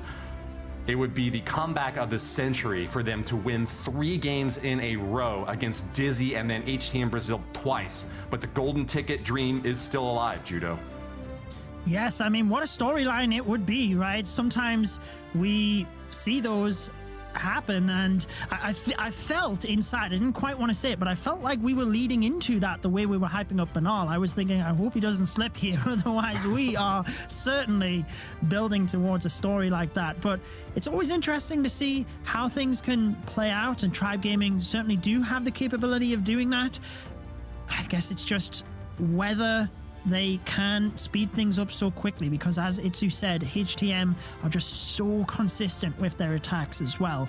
And I guess we don't really even need to look at the bracket as such, because we just have the 3 teams remaining. So down in the lower bracket, up next is going to be Dizi Esports and Tribe. HTM is awaiting the winner of that matchup over in the grand finals, Carbon. Yes, it's going to be a fantastic match still to come, but right now, I'm going to break down 2 attacks from that last match. First, we're going to be jumping into Seleno's attack here, and the thing I want to notice before we play is take a look at the queen down here. The queen does not have what a lot of people put is the unicorn. She's got the frosty, and there's a reason, because the queen's going to be charging in down to this bottom side towards that monolith. So let's go ahead and play it right now, and we will see this queen push her way through. And the big thing is the frost mites of the queen are going to really able to help slow down that monolith. So we can go ahead and pause it here and notice as the queen pushes through, this monolith is getting hit by the frost mites, which means that it then gets slowed down and the queen's able to survive. But another thing that we're going to take note, since both the attacks we're going to be watching here are Root Rider attacks, The Root Riders are going to path their way in between here, but both attacks are going to utilize a rage spell with a royal champion to clear a section so that the Root Riders can path their way into the core just like that. So we'll go ahead and play here, and this Frosty of this queen helps keep her alive even after she did pop her ability with the healers pushing through here. And notice there is the royal champion off to this side. She was under rage. She got that value right there to allow the Root Riders access into the core here, popping the warden ability, and then the king over here with an earthquake opens these walls with that spiky ball to get that value as well. So I wanted to really highlight the use of the pet in this situation. The Frosty with those frost mites were able to help keep that queen alive through the monolith, didn't have to use extra spells, and made a difference to be able to push your way through. So Seleno, great job here getting that 3-star. But now we're also going to jump to Kronos' attack. He does also use a Root Rider attack, as we're seeing that as a meta attack here, but he doesn't use a unicorn. He doesn't use a Frosty. He ends up using an Angry Jelly. So let's jump to Kronos' attack and break that one down as well. So here we go. This is the Angry Jelly on the queen. So in this case, Kronos actually messed up his attack. What I mean by that, he wanted to charge the queen up here behind a wall break. But remember, with a Angry Jelly, what's going to happen with his queen, she's going to actually make her way this way because he doesn't open up this wall early enough, so he has to adapt. He then drops a wall break over here, and then the queen is able to come back into the section. The reason why he wanted to take this section out is because he wanted access to grab the scatter shot. If the queen can take this out right through here, that will then allow the Root Riders to path their way through this left side and not have to worry about the scatter to get this value. So let's go ahead and play this here and watch exactly as this queen makes her charge through. He drops that rage spell, which will be up here as well. We'll take notice of that, and that actually speeds up the queen. So there goes the Root Riders, the royal champions on the left, and here goes a few balloons, the queen's ability right away, and she's gonna come up here and watch as he deploys the rage up there. But notice also, remember the other attack? We have a rage for the royal champion to help funnel. So both attacks very similar, but remember, here it is. That queen was not able to get in, so he adapts, wall breaks. Queen comes back in to be able to get the value that he was hoping for. She reaches over for the scatter. She then can move her way back on the outside as these Root Riders are moving in between where the queen went and the royal champion from that left side rage. So he was able to push through. In both these scenarios, different pets did different jobs. The Frosty in the first attack was able to help freeze up the monolith. This one was the Angry Jelly to push that queen in, really to try to establish the funnel, but he was able to think fast on the fly, bring that queen back in, and get it done. Well, unfortunately, yes, Tribe was not able to win this match, but they will still have another opportunity in the next match to come in the lower bracket against Dizi. They win that, they could try to get the revenge, but it's the small details and the pet selection that can help make the difference in these attacks. So just wanted to help point those out, learning a thing or two as I was watching those attacks. So man, we're gonna still see things like that and many more things to come. Cannot wait for that. Was there anything that stood out in those attacks there, Itsu? I feel like just in general, the fact that there is way more things going on and way more planning going into the attacks than it might seem in the beginning, because like overall, a lot of people think, okay, the pros are just trying to deploy everything as fast as possible, but there is always like the plan of like pushing each other, like the troops, each other into the correct direction, making sure the timing of each troop is correctly, which means, okay, that queen has to take down this cannon so the Root Riders don't go there. The royal champion has to push the other troops further into the core, so the pathing into the core is set up as you explained. So there's way more timing and planning going into this, as you might expect in the beginning. And I feel like that's always really outstanding to watch and to see. But this is going to be the final, the bracket for the remaining day. Next match is going to be the lower finals between Tribe Gaming and Dizi Esports. Both teams had matches where Well, the other team had a little bit of a slip up and gave them the victory. The question now is, with those two teams facing each other, who is going to make it to the grand finals to face HTM Esports for that golden ticket? Prediction-wise, well, we're yet again all on one side. I'm not sure yet if that is good or bad. Woody, why did you go with Tribe?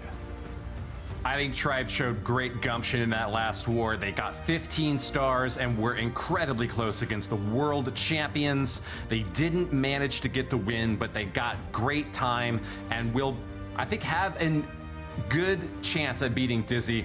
I mean, the agreement is across the board here from the casters. It's not that Dizi underperformed. I just think that maybe Momentum Shifters slipped up in match number 7. It was a unanimous pick by the casters there that Mo was going to take it. And so seeing Dizi now in the lower bracket finals is a bit of a surprise. They could surprise yet again, but I think everyone here agrees it would be an upset if Dizi is able to unseat a team that has been at every single world championship but one. Tribe Gaming are looking for revenge against HTM Brazil, and they have to win this next one in order to get it, Judo. Yes, and I think this match is a similar scenario to the HTM and Tribe situation, in that we were discussing how they're both very good and very close, but HTM just are that a little bit quicker consistently, and I feel like that's exactly what we have here. Both teams are extremely good, but I think Tribe Gaming are just consistently that little bit more faster than Dizi Esports, so that's why I think they will take this matchup and go forth to the grand finals. But as ever, we can take a look at the individual stats of the players here, Carbon. And there is no room for error at this point in the lower brackets. Even though HTM did make it to the grand finals there's no guarantee of a silver ticket because you're already in the last chance qualifier. You've got to win. But there is a chance for Dizi and for Tribe, either one winning this, then you have to force that bracket reset, which is going to be a tough task in order to be able to complete. So we've got a fantastic set of matches because remember, we are giving away the 6th and final golden ticket here today. So you do not want to miss that.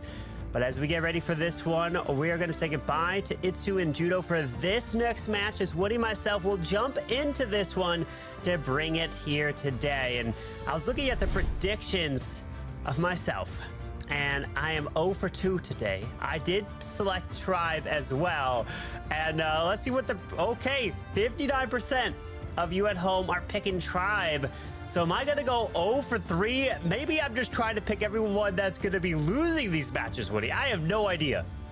Don't do that, Carbon. I believe in you. You can get some good picks in here, and you're with the rest of the casters. You're with the majority of the viewers. You've made a solid option. Tribe are considered the favorites in this next match, but I gotta say, Dizi have had a very impressive underdog run. They may be the dark horse candidate for this golden ticket, but they are still in it. They showed that even when they lose to a team like Mo Shifters, which was considered maybe the upstart squad that could have taken it all, they can come back and peel a win away from them.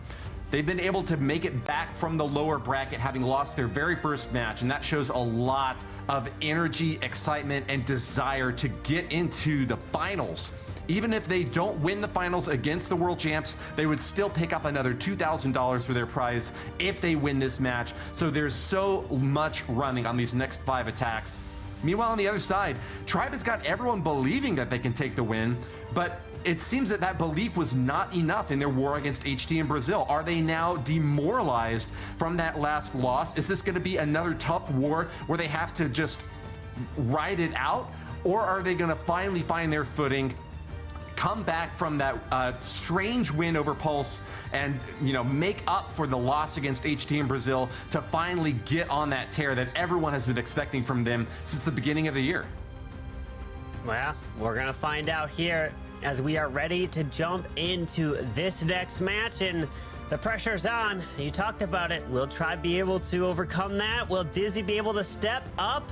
Because Dizi has not gotten perfect wars every single war here throughout this tournament here in the Last Chance Qualifier.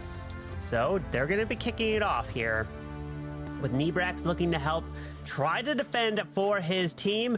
Remember, in the last match, For Tribe Gaming, it was Yo-Yo that had the slowest attack at 1:28. So, if Dizi Esports are hitting under that, hitting into the minute 15s, even under or close to maybe 65 seconds, that is the mark you want to be, especially if you're assuming your opponent is going to be getting that perfect war. Well, I think the sign of a razor-tight metagame is that there are no tiebreakers that have come down to percentage. It's all been either star victories or time-based tiebreakers. That signals that every team is doing everything that they can to get as many seconds in their favor as possible. And Dizi striking first are going to be in a tough spot where they have to try to do so early on. There's going to be an early trigger of a trap. I didn't quite see where it hit, but the heroes are getting deployed along the bottom right side with a siege barracks over on the right. You know, it's really a tactical start here with a scientific approach from Ueda, but you really need that artistic eye to see how the shape of this base is going to yield to the pressure that you're applying to it.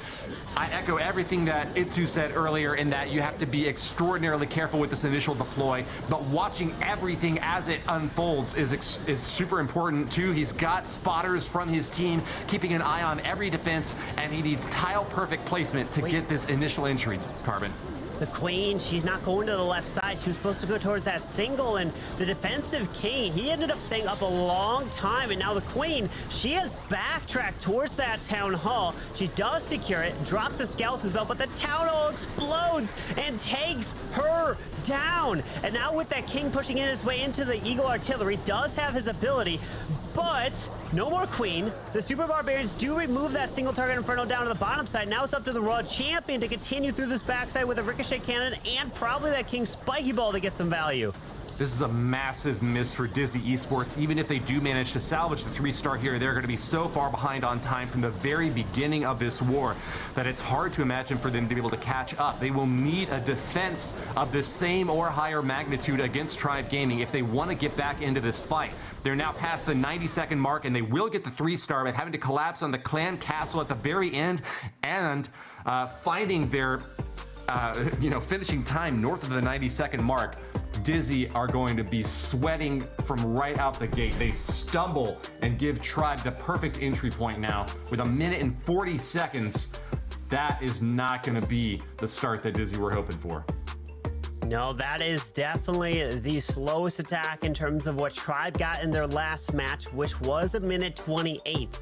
So Tribe is liking that in terms of a defensive wise, because now in this meta, the base builders for any of these teams are really just trying to put the traps in a location to try to slow down the attacker, because they're assuming it's going to be a triple. How can you build the base in a way to slow them down? And then sometimes it could be baiting a certain attack in a certain angle of the base that you may think is going to happen, and actually you lose a queen, and then that early section not going down can cause the attack to have to come all the way back around, which indeed adds time to the attack. But here we go. Exorcist is going to look to lead it off here for Tribe Gaming. And what tone can he set? This is the perfect opportunity for him to get Tribe in the driver's seat right out of the gate and force Dizi into those difficult spots that they have so often stumbled in the past. Dizi lost to Momentum Shifters when they were behind in time in the early war and missed a star. This could already be game over. If Exorcist can deliver a 1 minute and 20 second or quicker attack, Dizi are just going to be on the back heel for this entire war. Exorcist starts with the Barbarian King on the left side.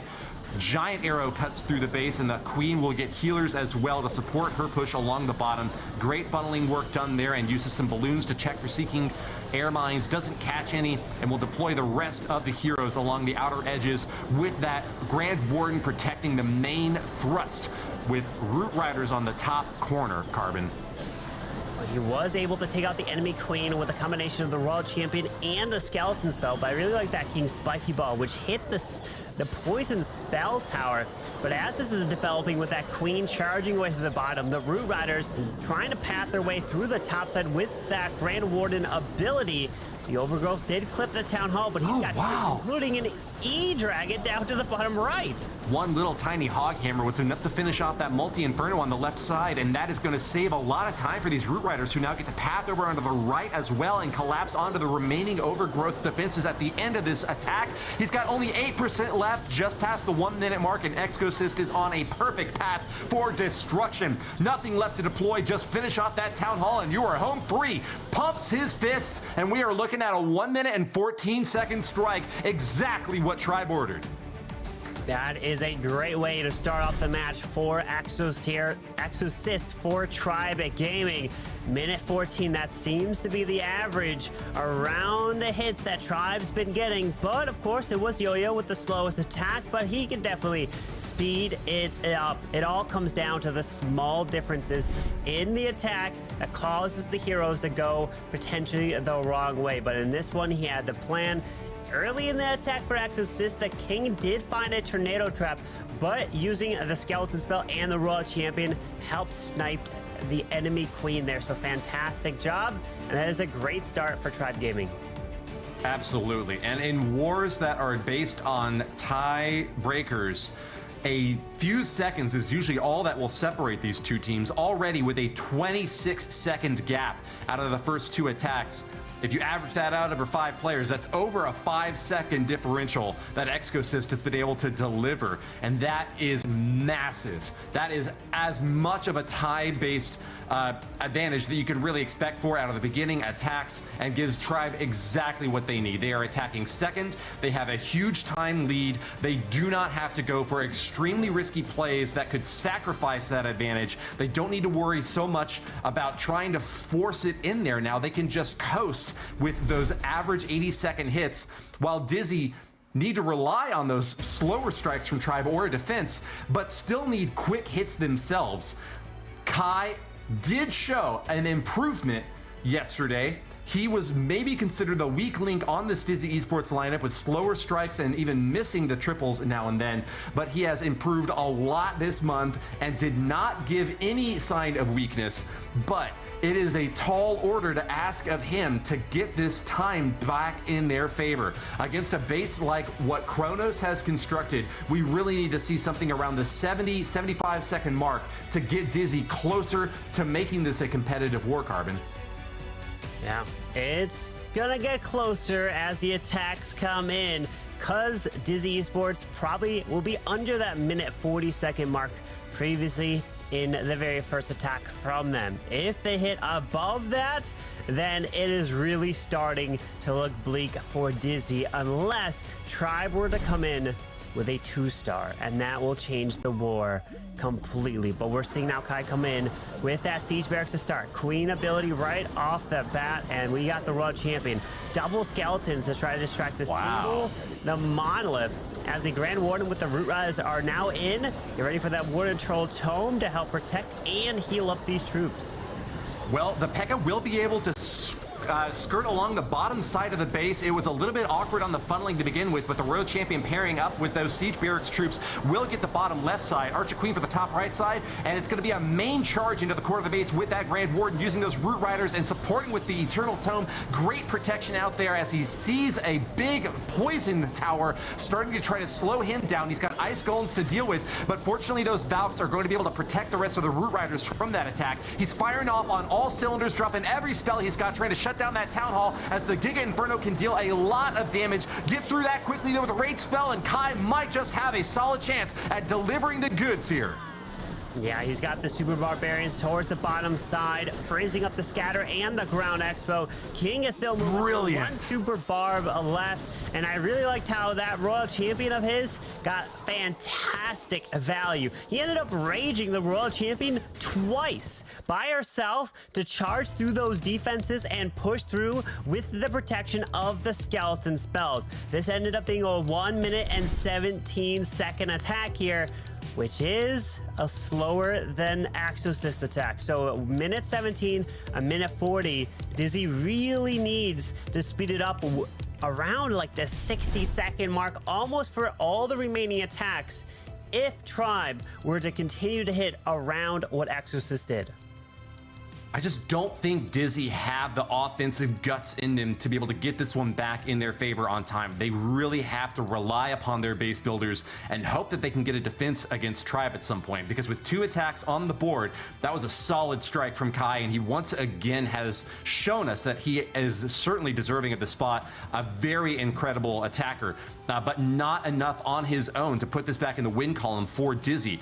With 4 attacks still left from Tribe and seeing how they did already against HT Brazil today, expect to see similar performances that keep their average time around that 1 minute and 15-second mark. That is going to be a very difficult bar for Dizi to be able to reach, and so I think that they cannot play extremely risky. Look, when it's tight on time, you make risky plays to try to tip that in your favor. But when you're really far behind on time, I think that you really just have to start looking for a defense. Go for those solid, reliable hits around the 75 to 80-second mark, and then pray for a defense that can give you the win. That's actually what Tribe did to get the win on their own in their match against Pulse. And so I think it's certainly a viable strategy for a team like Dizi that has come from behind, but definitely is still the underdog against Tribe.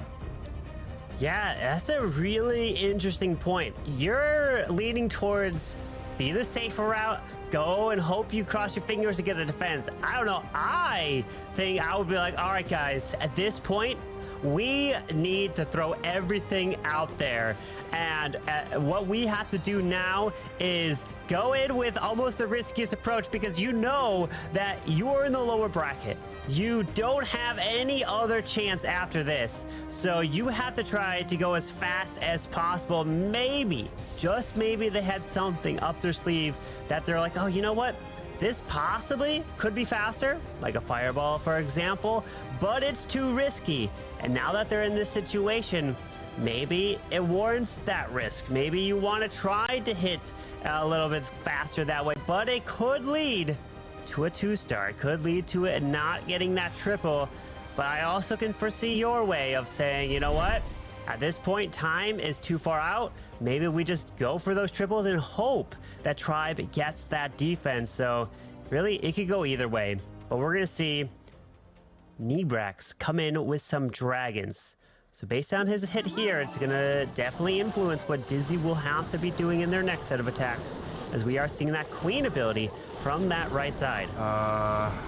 Did he get value with that queen ability? I'm not sure exactly what he was able to take out that got so much value here. He's got to still be worried about air sweepers against these dragons. He's holding on to 7 freeze spells, which is extraordinary for a heads-up player like Nebrax. But this initial hit has got to go exactly according to plan to give him the line of sight that he needs for these dragons to path exactly where he needs them to go. See a freeze now down there in the core of the base, relying on that super dragon and dragon combo to take out that top compartment. They do get the job done, and he's already popped the Eternal Tome. That Warden is just providing a little bit of speed boost now to the dragons that remain. Tesla Farm on the top right side of the space is going to be a difficult finishing blow for these dragons to deal, Carbon. Yeah, Queen is still alive, but she looks like she might be going down and not investing anything there to keep her alive. So he does freeze up that Town Hall. World Champ has to come back. He will be able to try to hit the Town Hall and then avoid the Town Hall explosion a little bit. Oh no, the RC goes down on the bottom side to the Skellies. Should come back. Still has her ability. All right, he pops the ability. He's got 1 freeze left. It's down. He didn't grab the ricochet cannon, but it does get eliminated soon afterwards anyways. Lots of traps on the top side trying to distract these troops, and the skeleton's trap is going to take time away. Nebrax realizes that that could have been a very difficult follow-up, but one little lone hog does go to the outside and finish off that elixir collector. Still, the time has just increased significantly with Nebrax showing a 1 minute and 26-second attack. We would need still several more defenses of that level from Dizi in order to make this a competitive war, but that is a mid-war pickup for Dizi, showing a 9-second flip in their favor. At least things are showing to be a bit more competitive as we go into the 3rd round of attacks, Carbon. Right now, Tribe has a 17-second total advantage from the 2 attacks at the moment. And as we have 3 more attacks to come in from each side, that can slowly get chipped away if Dizi gets closer to around the 60-second mark and then Tribe starts slowing down. I mean, in their mind, they might be like, okay, we got to get the triples, but if Dizi speeds up, then they have to as well. I mean, it's a mind game at this point. What do you do? As you have to be able to adapt, and probably the attacks that are coming in next really weren't able to potentially change their plan. They got to go in with whatever they go with, but the final attacker for each side can really start to plan. They have their A plan, which they're ready to go with, or they can have their B plan, which is the risky one, that they go all out. I mean, I've never been in this situation before as a player, so I really don't know. I just know for sure it's nerve-wracking. Absolutely it is, but I'm noticing that the Dizi naysayers in the chat are starting to dry up, ready to call it for Tribe out of the first round of hits. It is now showing up to be a much more competitive mid-war than we may have expected. I exhort you to maintain your focus and attention on this next strike. A quick hit from Chien could completely hit the reset button on this war, and with only a 17-second advantage, that can evaporate in a very quick amount of time, especially with 3 attacks left from both sides. Let's see how this plays out and give both sides the fair shot that they deserve. It's going to be Root Riders on the ground, supported with an Apprentice Warden, Angry Jelly for the King, and a Frosty, interestingly, for the Queen, to get some funneling work done along the edges. Siege Barracks really does seem to be the favorite among these players, who are able, especially when they can get the Pekkas to split like that, and get some fantastic funneling value out of them. Raged up those Valks, going down into the core now with an Overgrowth, holding on for the late stage of this hit. He also brought a Skeleton spell. Expect to see that get used against that right side single target Inferno Carbon. Yeah, with it now, Overgrowth hitting the Town Hall, Monolith, single, poison spell, ricochet cannon, so much. Wow, right the wall break. Oh my, look at these Root Riders also continue through. The King off to the right side with the Angry Jelly getting that value, but he's gonna have to pass back to the Town Hall, which is the typical plan here in these attacks. With a couple skeletons placed, King Spiky Ball goes off, and he's trying to speed this up. This is gorgeous, Carbon Fin. He used a wall break, even with the Root Riders not relying on them to crack through the walls, but instead getting there with the King himself. Now he's got super barbs on the Monolith on the top side, freezes the Town Hall, and this base is obliterated. Not even 70 seconds, and Chien has delivered exactly what we needed from Dizi Esports. Pumps his fists and shows off that Archer Queen statue. A 68-second attack, and Dizi are back in it, only 1 second behind Tribe Gaming. That is the mark that Dizi needed to hit. They have 2 more attacks, and they are looking to do exactly that. Can they repeat this hit? Or if not, Tribe can try to take advantage. Remember, this is the lower bracket finals. You win this, you go to the grand finals to take on HTM Esports. But you're going to have to force that bracket reset. You're going to have to win 2 matches in a row after this one in order to be able to get that final golden ticket to the Clash of Clans World Championship in the very first weekend of November. So a lot on the line, a lot of pressure, and not many attacks left in this match to decide if they're going to have a shot in the grand finals. But Carbon, this is the moment when world champions rise. This is the time when Tribe Gaming realizes, look, we started out steady. We were on a path to victory. We just hit the cruise control. We said we don't need to focus too much on time. We've got solid defenses. We're gonna ride this one out. Now they say, Plan B, it is dive bomb opportunity. It is a blitz to the finish, and time is no longer on our side. We have got to fight furiously. That is what this mid-war is going to mean for Rikirez. One of the quickest attackers from the Tribe Gaming lineup. Often starts these wars for his team, but in the mid-war can certainly be the player to start the engines. Den on defense is going to try to keep Rikirez at higher than 1 minute and 20 seconds. That would make this a very competitive and tight war. If Rikirez can clutch up right now and show us a 65 to 70 second attack, that is exactly what we would want to expect for Tribe to maintain their lead going into the late stages of this hit. What is he going to bring? That is the question on everyone's mind, Carbon. Rikirez, the time is now. Like you mentioned, he's typically kicked off the matches, and now he's attacking third. I'm curious, is he going to continue to bring... Wait, now that I'm thinking about it, Rikirez, I remember at first when the Hog Riders were out, he was really more sticking towards the dragons. But when you know what's on the line, does he? Okay, indeed, he is.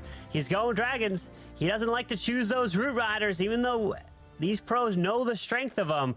But we're going to see now the queen does have the unicorn on her. We have a bat spell, a skeleton, and 3 earthquakes, which are typically going to be paired with that king spiky ball to try to save it for the end here.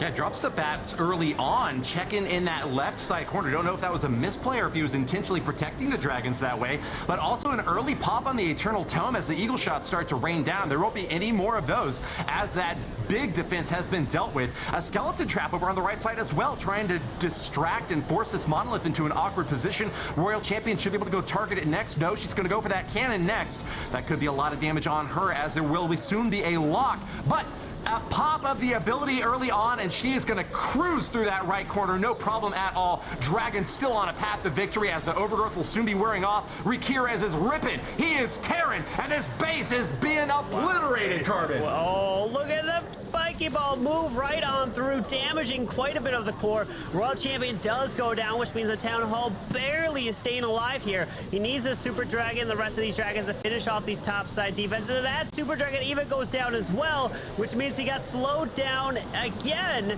Scattershot finally is being secured. Town Hall goes down, and it is a 3-star here for Rikirez. 1 minute and 12 seconds. If the Royal Champion was able to stay alive just a bit longer, I think he could have knocked off probably around almost like 6 seconds for this attack, and that could have been a huge deal. But now we're all tied up 9-9. In terms of time, we have Tribe. Okay, it's getting closer here. It's with less than 10 seconds for Tribe Gaming that has the advantage at the moment. So it comes down to these final 2 attacks, which for Tribe, we still have Kronos and we're gonna have Yo-Yo. Remember, Yo-Yo in the previous match was the attacker that got the slowest attack at 1:28. So he's gonna look to try to redeem himself. Rikirez took a risk and it paid off. Now, he did not get the quickest attack that he's ever done, but it was fast enough to reduce the average time from Tribe and make this a much more difficult end war for Dizi Esports. With a 121 average time for Dizi and 117 for Tribe, that is an appreciable lead with only 2 seconds left in the attack. And as you mentioned, it's going to be about 9 to 10 seconds advantage for Tribe overall. In order to overcome that gap, we need to see 5-6 seconds differential in Dizi's favor. Not an easy thing to ask for, especially with Tribe being able to return fire. They get to watch Dizi and see how quick they perform and then respond in kind. Den, the next attacker for Dizi Esports, needs to waste no time at all, but he is a world's caliber player, having competed along with X Team in the World Championship 2022. He is no stranger to danger and will be marching forward against this massive foe. Rikirez, with 1 minute and 12 seconds, has set a high bar. Can Den meet it and surpass this extraordinary task? The pressure is on as we have Den and Yaga, who's going to be kicking it off, or kind of closing it off, I should say, since not many attacks are remaining as we are in the lower bracket finals. Again, if you're just joining us, the winner is going to be advancing to the grand finals. The pressure is on, and waiting in the grand finals are the defending world champions from last year, HTM Esports. They want to make it to the Worlds to try to be able to have a chance at defending their title. As Den is bringing the Hog Riders and Valkyries, we're seeing here with that queen right off the bat from the right side. Arrow flies through the base, Super Barbs it down, Siege Barracks as well. And we're going to see the King, Hog Riders, Grand Warden, Valks are going to be coming right on through into that scatter shot. Swords clash, Titans march, and this is the final showing from Den, unless he can give us the quickest attack of his career. We need to see those Valks and Root Riders charge in hard and fast. Spiky Ball bouncing around early on, and that's 3 out of 4 hero abilities used by Den early. The Overgrowth is down, and that'll protect these troops as they path around counterclockwise from this base. Ice Golems out of the clan castle are going to distract this Royal Champion, slowed down already by a poison tower. She will be able to deny these Ice Golems the ability to get over toward those troops, and that could mean a quicker finish. But Den has only got a few spells left to finish this base off, Carbon. With the freeze onto the Town Hall, the Poison Spell Tower, the multi-target Inferno pops that RC ability, has 1 freeze left. Yes, yes! There. As the RC's under the rage, taking the Town Hall down, and the poison will get launched, slowing them down, but it should be okay as the multi has been secured, and Den hits 1:15 seconds in his attack, and now the pressure is mounting for Kronos and Yo-Yo.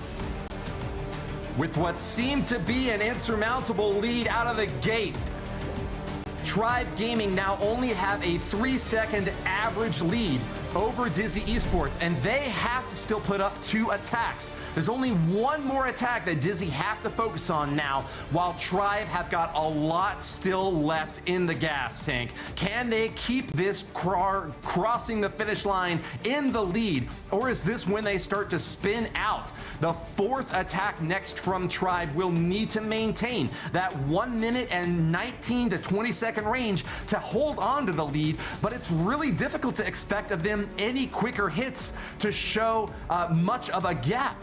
Still, I think Tribe are very happy with where they're at in the mid-war now. A 3-second lead is not a whole lot to be able to rely on, but if they can just keep their heads on straight, I don't think that they are very fearful of what Dizi are going to show us in their 5th and final hit. This is a team that doesn't have any weak links, but they also don't have any hitters that are really super terrifying. I think that this is still confidently in Tribe's favor. What do you think, Carbon?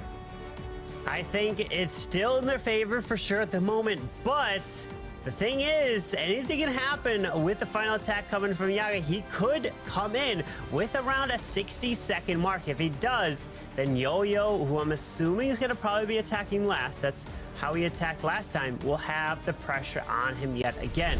So, with Tribe having the very final attack, they get to make that final decision of what they have to do, and they'll know exactly the time that they'll have to beat. As now it is time for Kronos, who is the captain of Tribe Gaming. I remember over the years, whenever it's the World Championship, and I loved when we were able to tune in to the player voice chat, and when things were going bad, it was Kronos who would step up and talk to his team and make sure they stayed focused and they continued to fight in the match. And he is just such a motivator, the perfect person to be the captain of this team. And now pressure is mounting on his attack. I did break down his attack in the last match with HTM, so let's see if he does decide to bring an Anger Jelly like he did last time onto that Queen to help potentially funnel the Root Riders in, and no, he switches it up. Oh, wait. 25 Rocket Loons. This means we're going to see a Fireball? Hold on, wait, what? A calm, calculated Captain Kronos drops the big one, and the Town Hall goes down, Carbon Finn! Snipes the Town Hall just like that right off the bat, and that's fantastic value to start this attack as the blimp's gonna fly over where the Queen is to help try to snipe the Monolith. Kronos is showing why every clan out there should fear the Tribe! An extraordinary march toward vengeance against Dizi Esports, showing no remorse and demolishing the first 2 stars in record time. Only 45 seconds in, and this base is already annihilated. Just a bit of cleanup left, and with minions all along the edges, Royal Champion hopping the walls, the Hog Hammers are brought down, and Kronos Kronos has done it! Tribe coming in with a 1 minute hit, have found their footing and put Dizi in a terrible finishing position. 62 seconds. The captain steps up for Tribe Gaming and delivers with an epic fireball paired in with the Queen's giant arrow flying through the base, sniping the town hall and getting that value. Fantastic job, as now it's Yaga who needs to step up for Dizi, because Tribe is quite a bit in the lead at the moment after that attack. But still, if this comes in with a 60-second attack, it's gonna push some pressure onto Yo-Yo. Anything can happen.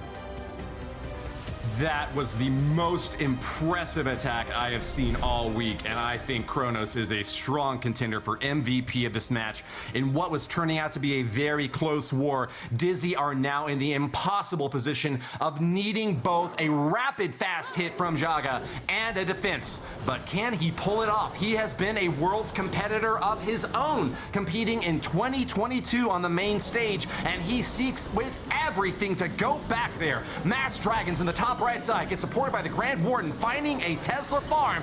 Good news for Jaga. It's going to be a single target Inferno trying to pop down this stone slammer, but those troops are not going to give up without a fight. Marching forward on that right corner, it's an overgrowth already dropped to try to buy him a few more seconds. Still holding on to a couple of hero abilities and 3 free spells. Jaga has got a plan of attack, Carbon. Yeah, he does deploy a skeleton spell onto the single target Inferno on the back side as the dragons are flying through. We got a Royal Champion, and look at our Rocket Spear getting used to help snipe these defenses one by one, as the King will be burning his ability, but he ends up wall breaking this Queen, but she takes a little awkward path. She walks past the Town Hall due to the overgrowth. As it wears off, now she could go for it, but he's got to continually freeze so the Queen can secure the Town Hall. Missed the monolith with that freeze, and he's lost his mighty yak. Not a whole lot of DPS missing there, but Yaga will be able to crush the remainder of the space. It's cruising past toward 1 minute and 14 seconds. An admirable finish from an extraordinary player, but the time is still decisively on Tribe's side. 1 minute and 18 seconds average from Dizi off of that improvement from Jaga, but still Tribe at 1:13 are far and ahead.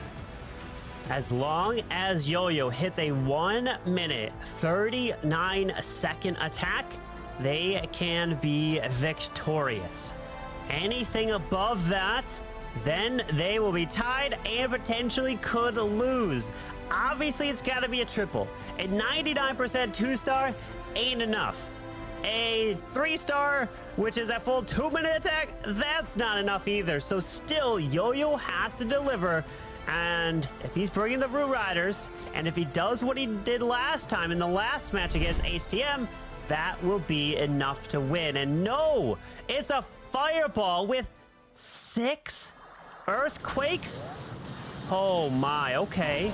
That's 3 invis, hits the Town Hall. Wow. So that pops, gets the value. And then he can pair in 3 earthquakes with the King's Spiky Ball, and the arrow snipes the Town Hall as well. Nice. Left himself a backup strat to drop additional earthquakes in case he needed to finish off that Town Hall, but he has got exactly what he needed right out of the gate, and this plan is going right according to what Yo-Yo intended. It's going to be an early drop from that Battle Blimp over in the right corner with a Super Dragon and some more loons to pop on out. Rocket Loons are an extraordinarily efficient finishing strategy for him to knock this base apart. Yo-Yo 23, the Law Loon Master, will not disappoint in the last round of attacks, showing us that balloons are a force to be feared. He is marching forward and crashing into the core with 75% already destroyed. Carbon, it looks like he's done it.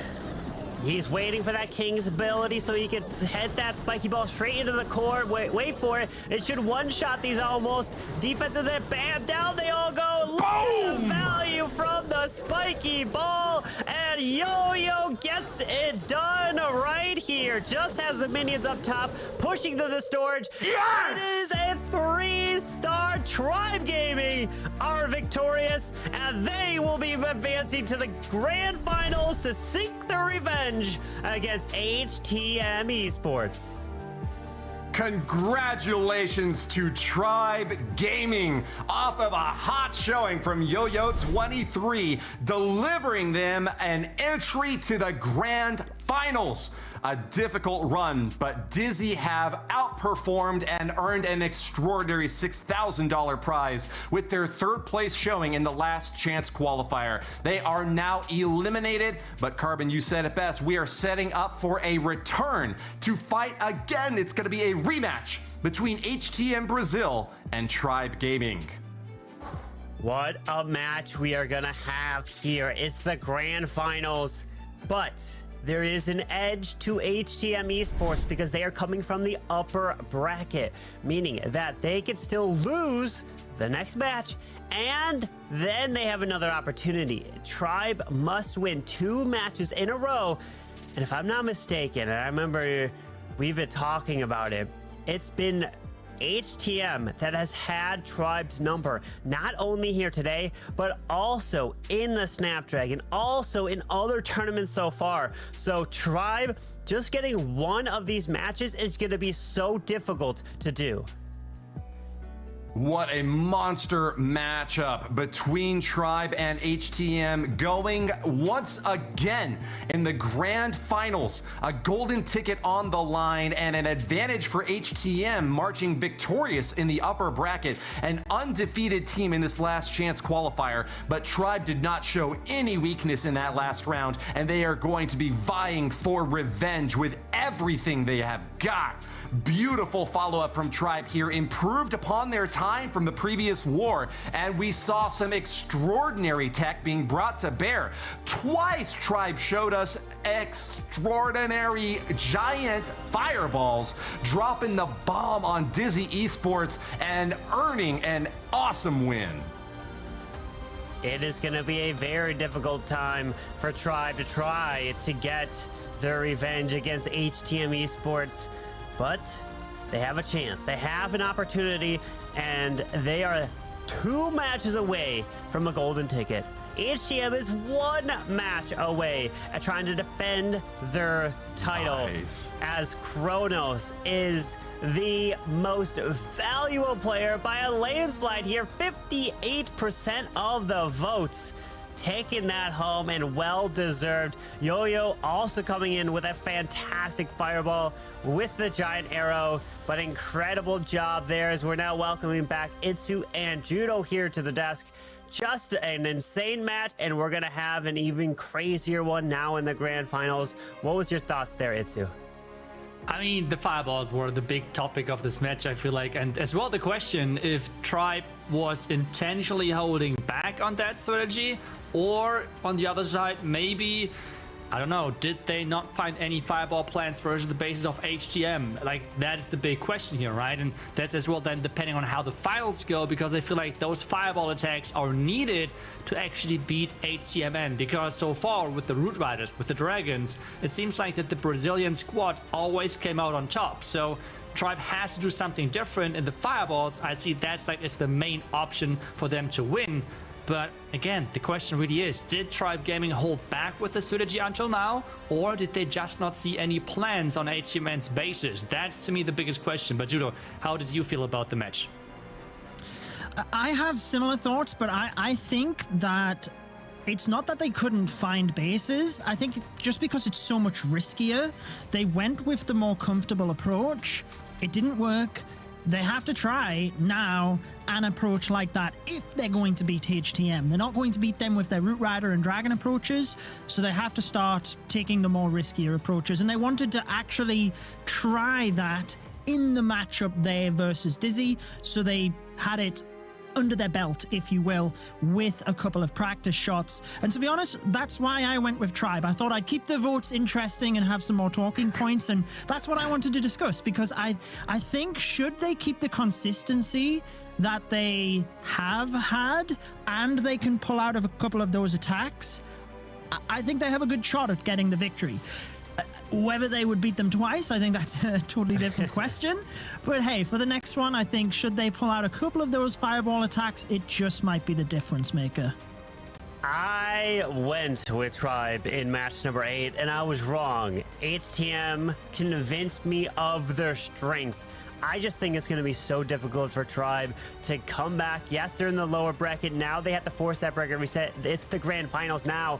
But HTM was just so impressive. It just didn't seem like they had the weaknesses. They were just delivering attack after attack. And yes, Tribe is perfect throughout this Last Chance Qualifier. HTM as well. Neither one of them has failed a single attack. But anything can happen. But from seeing that last match from HTM Esports versus Tribe, they've convinced me that I think they've got what it takes. I think they're going to take this one, and it's going to be tough. Tribe could do it, but it's definitely heavily in the favor of HTM right now with their advantage since they're coming from the upper bracket too.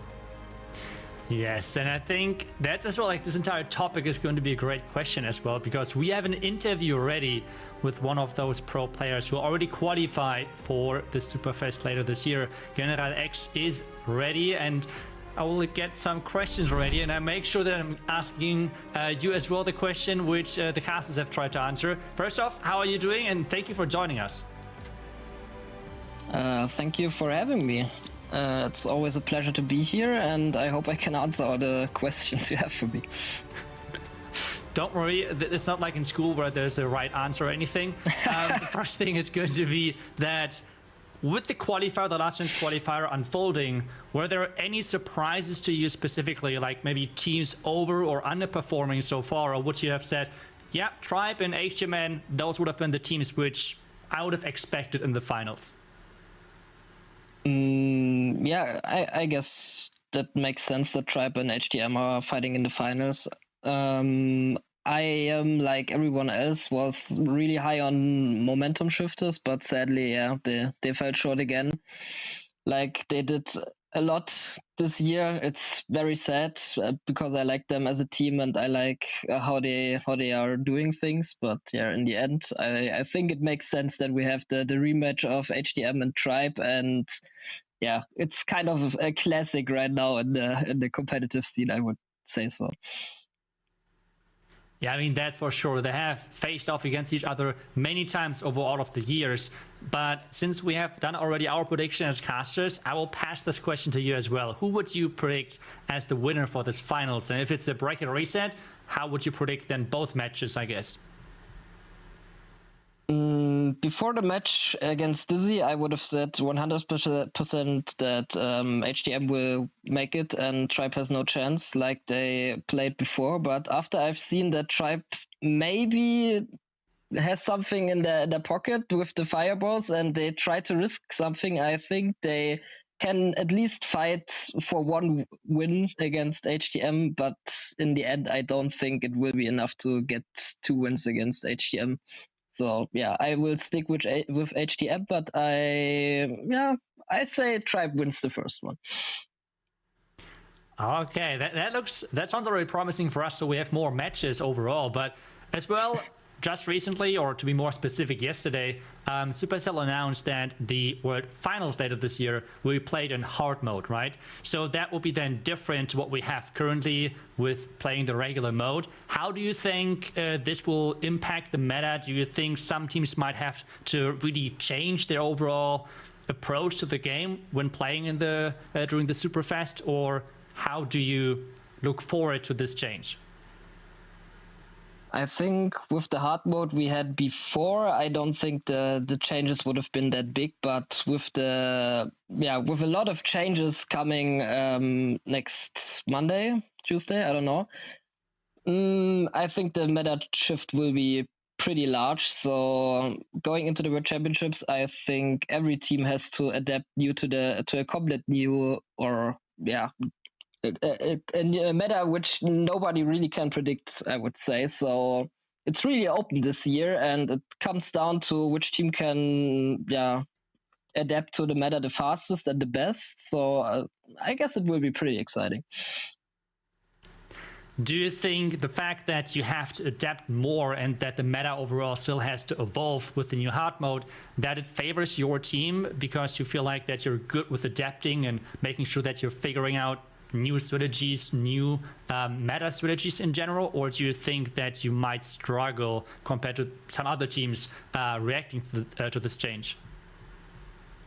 I think that the fact that we won the first qualifier this year makes a good case for us. So I guess we adapted pretty fast to the meta we had right now. So we were able to win the first qualifier. But in the end, if the shift is pretty big, I fear a lot of teams, and it's really, really hard to say in the end. You always can't count out Navi with something like that. They are pretty fast to adapting and figuring out impressive new stuff, and also all the other teams have shown that they are there for a reason. So I don't want to predict anything going into the World Championships. It's pretty open this year. Well, I still want to ask the next question because you already named Navi specifically, but out of the teams which have qualified so far for the Super Fest later, which out of those teams do you think is the biggest threat to you? And would you say, like, maybe you have the biggest struggle against, maybe as well over the entire year as you're playing against other teams multiple times in community events and other events in general? Who do you think is going to be the biggest threat?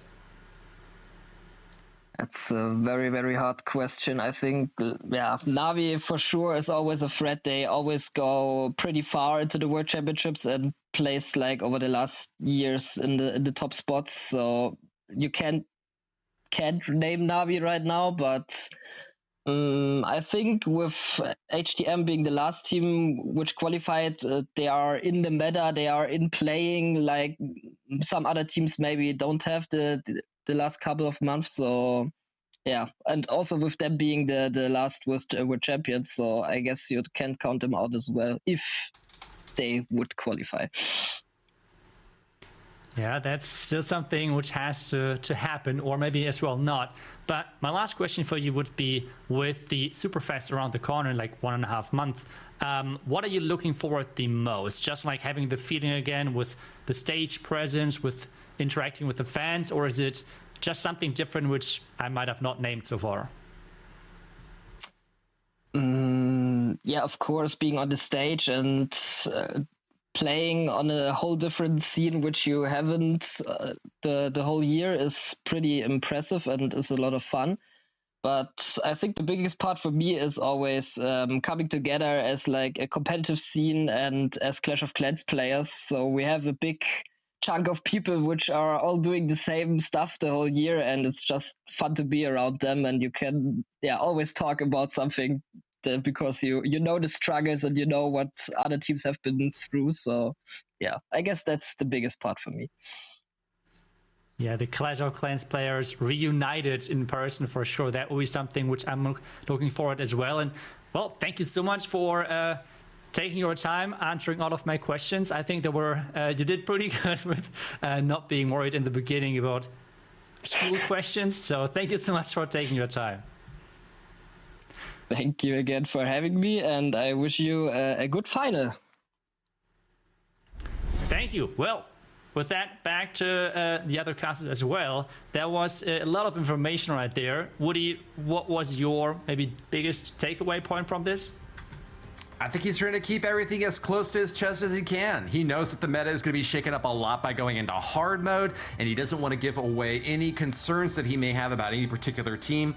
He's playing it smart. I think that he's got a good head on his shoulders, and I'm really looking forward to seeing how he does at the World Championships. We've got one more war left today, but you've heard from the top players already what to expect from this rematch between Tribe Gaming and HTM Esports. You saw I already predicted that I think that HTM are going to carry it again, because as Sun Tzu taught us, victorious warriors win first and then go to war, while defeated warriors go to war and then seek to win. Tribe Gaming are changing their strategy on the fly, and hey, it could work. Moving in with Rocket Loons to try to pick up time might be what they need to try to salvage a victory after having already lost, but it is going to be a tough struggle, Judo. It certainly will, but because the matches have been so close, if they can have a couple of faster times from those fireball attacks, they don't need the whole team to do that. They can have 3 of their players still stick to what has been working, and as long as those 3 players do have a relatively fast and like on average attack, and then they have 2 super fast ones, that's all it could take to flip things in their favor. So I'm personally really looking forward to it, and an interesting flip in the community predictions for this one as well, Carbon. Indeed, 59% picking HTM. We were not unanimous across the board, as Judo, you were the only one that did pick Tribe here, but we, myself, Itsu, and Woody going with HTM, and I think General X was also going Tribe, so it's kind of getting closer to 50-50, but remember, Tribe has to win 2 matches in a row in order to get a golden ticket. HTM, all they have to do is win 1, and they are done. They will be heading to the Clash of Clans World Championship Superfest later in the first weekend of November. So we're getting ready for the grand finals now. So it'll be myself and Itsu jumping into this. So Woody and Judo, we will be seeing you guys just after this match, and maybe there will be a bracket reset. So here we go. We are ready to go, Itsu.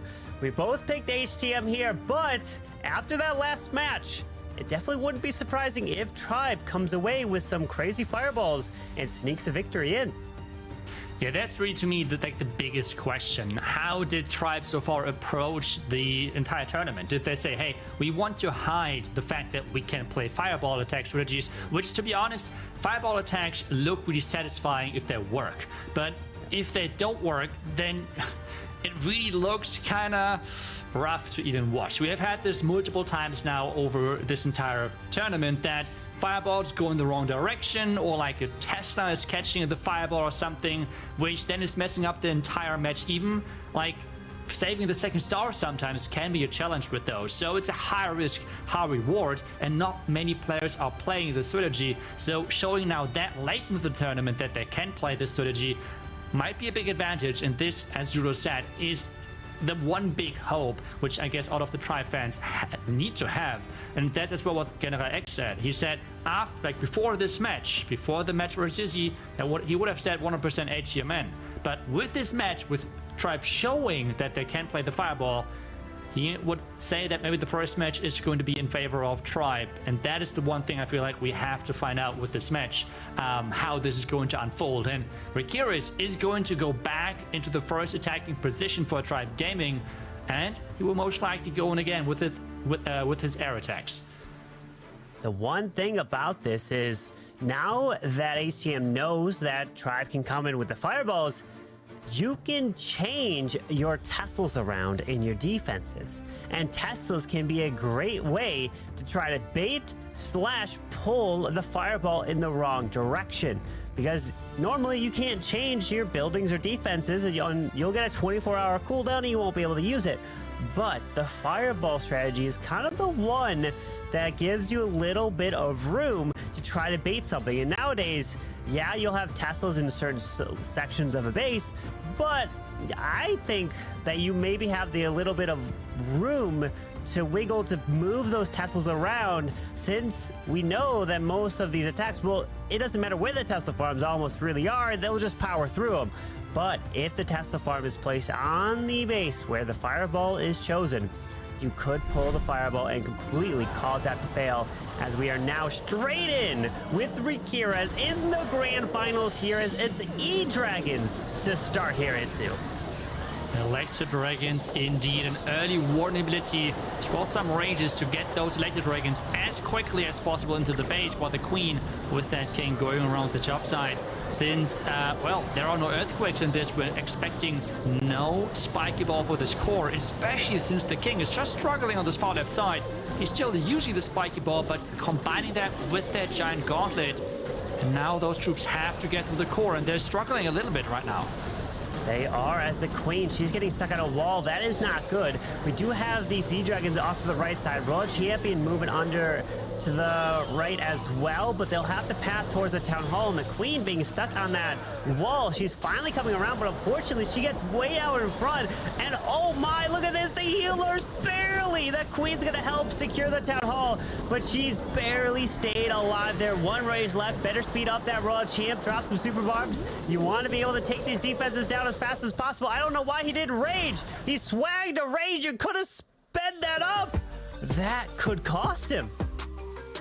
That could have cost him indeed. But I think 1 minute 11 seconds, that will be okay with this. Let's put it that way. Yeah. I think that will be fine with this. But the question now is, what attack time does HTMN start their matches with? Because I feel like so far, especially the first and the last attacker with Banal, they have been so fast, and I feel like those are the exact positions you want to have your fast attackers in. Someone who can start off the match with a really quick attack, and then someone who's just like such an incredible finisher. And we have seen this now over many teams, that the finisher is having a lot of struggle, a lot of pressure on his side. And so far, I have to say, Banal has done an insanely good job of always making sure that he's giving this extra boost of confidence to his team. And the question now is, what can the first attacker now do for HTMN? To think that Rikira's finished with a 1 minute and 11 second triple and swag in a rage, if he used the rage, could have gained 2 seconds. And we know between these two teams that time is gonna be a factor. They've both perfected each other, but it was HTM that edged out on time in the very first match. So you never want to give up the potential to gain a second here and there at any point in a match. As now Achilles, he likes to kick it off for HTM Esports. And if he delivers faster than minute 11, they'll take the lead. Yeah, that is now the question. That's now what we're all waiting for. What is going to be the attack strategy? So far, I feel like HTM were like the team which was the most consistent with the Root Riders and Dragons. Like both of those type of strategies, they are playing them so well. And now it's all about just showing that in this final match. This is it. This is the grand finals. The first attack for HTM here in this match. Granted, if Tribe wins, there will be another match for the bracket reset. Well, you talked about it. We've been seeing plenty of Root Riders, plenty of Dragons here this weekend, as it is one of the strongest attacks in the meta right now, as it is indeed a Root Riders, Valks, Queen, Giant Arrow, right off the bat from the top side with her healers. Are we going to see a Rage Up World Champ to the left? Because that's what we've been seeing between these teams here.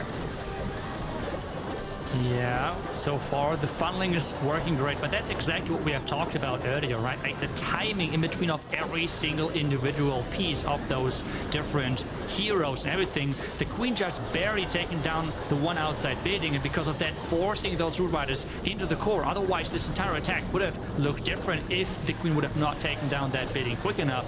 But with that, everything is getting forced inside. But the Root Riders do not have the best time right now. He has to freeze that Monolith. Is missing the Eagle though, Corbin. Yeah, but the Eagle should be going down here relatively soon. There you go. It's been secured. Pairs in a freeze. Poison does get launched, and there's the King Spiky Ball and Earthquake off to the far right side, pushing through this Town Hall, as we do have a P.E.K.K.A distracting that Ground Expo down south. It will be fine, and it looks to be fast enough here for Achilles, taking out the hero platform, and it is a 3-star, 1 minute and 8 second triple, a 3-second advantage for HTM now. Yes, and that's exactly what we said. They have such good attackers, especially in this early position, and they're showing this again. They're just so good with those two meta strategies which we have seen, and well, it's really up to Tribe to showcase those fireball attacks which have the potential of being around the 60-second mark, and that is just the important thing here. That is the important thing, that they have to pull those out, and at the same time the remaining attacks need to be around this 1 minute 10-second time frame. Otherwise, winning this finals is going to be rough, since we're talking right now about the best teams which have no golden ticket just yet. No golden ticket, that is what they're fighting for. And these teams tried their best to fight through all the other monthly finals. So they've been putting in work after work throughout these months. And to think teams like Synchronic and Stanima Esports, these teams that qualified way earlier, they've been able to kind of take a rest, and they didn't have to fight through all these qualifiers that these teams here have been pushing through. So the question will be, whoever wins this gets that golden ticket. Are they going to be in a better advantage in terms of coming to Worlds because they've been fighting through all these metas, but of course, metas always change. It kind of adapts, and as your interview with General X highlighted, they don't know what it's going to be like when it comes to Worlds. So whoever's able to adapt the fastest and quickest is going to be able to try and secure that world title. But these teams here, in order to even have that attempt, they've got to win this golden ticket today. Yes, everything is coming down to this, and I feel like that's why it's so iconic to have those two teams in this position, because they are veterans of the game. They have been in positions like this for so many times, and as well with Tribe, it's really showing that this is the last chance, and they are showing up, because this, like in this last chance qualifier, they have not made it this far in any of the other qualifiers earlier this year. They're really showing up when they have to. But the question is that going to be enough to beat HTM? Because they so far, in many different tournaments as well, always had their number. Exorcist is going up next for Tribe Gaming, and he has been one of the players, just based on stats, who has been struggling a little bit, Carmen. Can he turn it around? Indeed, he has struggled, but he can't struggle here if he wants to give Tribe the chance to try to defeat HTM and force that bracket reset, as it is Root Riders and Velks. The plan that Exorcist is bringing here, we're going to see Balloons, Queen ability right off the bat, snipes these defenses moving through the core of this base, as we're seeing a Baby Dragon Balloon off to the far right side, and Root Riders coming straight to the bottom as the poison looks like thing got launched from the left side into the Skellies there, as the Root Riders are going to path their way through as he does rage up this Queen. As well, keep in mind, he has another Electro Dragon in his army, which he most likely is going to use to like chain some buildings to make sure that time is more on his side. He has not deployed it just yet, which means he is keeping it on his hand for a long time. And the question now is, where is he going to deploy that? At the top side, to clear out those top buildings, there is only an Archer Tower and a Wizard Tower which can target that dragon, which means it should do quite well. The Queen is getting in danger, but he's reacting quickly with those spells. Yeah, with the freeze onto the multi-archer tower, allows this Queen to continue her way through, did secure that Town Hall, and notice there was no overgrowth in this attack. So this is just going to continue to push his way through towards that single on the top side. The E-Dragon is still up, getting those chains. Pikey Ball skips across, taking these buildings down. He's pumping his fist. He's liking the attack. And Exorcist delivers a 1 minute and 12 second. 1 second slower than what Rakira's brought in. But if we see attacks like what Achilles brought for HTM, that's just going to be a little slow in this match, which is crazy to think that a minute 12 could be too slow for you to have a chance to win. Yes, and I feel like though that is kind of the magic sauce for all of those teams so far who have won all of their matches. You typically have 2 to 3 of your players who are hitting with this incredible average time of around 70 seconds. But then you always need those 1 to 2 players every single match who are hitting around the 60-second mark. And so far, HTM has done that. Tribe had 1 attack maybe typically around the 60-second mark, but then again they typically always as well had 1 attack which was around the 1 minute 30-second mark, which is obviously counteracting each other and making like this really solid attack not worth as much anymore. So making sure that your slowest attack is around this 70-second mark, that is the magic here. And as long as you can keep that with then having 1 to 2 really fast attacks, that is, I feel like, really going to, like, that's going to be, my opinion, the deciding factor for those teams to win. And so far, both teams have done great. They both are around the 70-second mark, and now it's up to HTM to really show that they're consistent again with it, getting again the 70 seconds or maybe even faster. Can they hit that? It's just like you mentioned, 60 seconds. They need to be in that window to be bringing the time slowly down. Pressure's mounting as now it's going to be Leo who is up next. Going to take on Exorcist base for Tribe. And let's see if Leo can bring the roots. Can he speed it up? Be faster than his teammate Achilles, who led off this match with a 1 minute and 8 second. So he was in the 60-second mark there, 68 there. while Tribe has been a minute 11 and a minute 12. And again, the players now to keep in mind for Tribe in particular was the captain Kronos and Yo-Yo, because in the last match, they came with fireballs. So we haven't yet seen the fireball strategy, and it was the fireball strategy that we saw in the last match started to change some of our opinions of in terms of if Tribe had the chance. So will we see HTM continue with the safer approaches of the Dragons and the Hog Riders? Indeed, he does. So we got a lot of troops, which it looks like as it's going across the board right through the bottom. Can't really see the bottom because there's so many troops and spells being deployed here. But we're going to see the Grand Warden with the Hog Riders now going to move on through the right side into the single of the World Champion. Yeah, the Hog Riders supposed to walk around this top side, making sure that his queen eventually is then getting into that tunnel compartment. Remember though, he has the earthquake boots in combination with the spiky ball on his king, so he can break into that base with just the hero equipment. Currently though, those ice golems are delaying the Hog Riders quite a bit. The lizard on the warden is helping a little bit to take those out a bit quicker. The Royal Champ joining up now with those Hog Riders and taking the charge into the last remaining defenses. Yeah, with the RC ability through the top side, the scatter shot goes down, Town Hall comes back, pairs in the freeze, and has the King's spiky ball to be able to skip on through with a couple super buffs down front with an earthquake. And there it goes, skipping through, hits some storages. Town Hall is going to be going down here, and Leo is liking this one. Storage secured, and look at him celebrating there. He's pumping his fist. He really likes it, as that again is in the 60 seconds. 1 minute and 69 seconds there for Leo. And they are keeping their advantage over Tribe.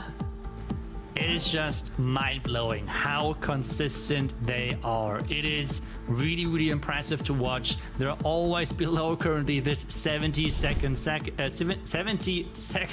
And I mean, Tribe has to bring now maybe the fireball attacks, or they have to make sure that they're getting a really quick dragon or Hog Rider attack, because so far they are on average always those few tiny seconds slower, which means they need one of those really quick attacks for sure. So what do you think is a higher probability here, Itsu? Either one, Tribe Gaming is able to hit below a 60-second mark, like in the 50s, or two, HTM Esports gets a 2-star.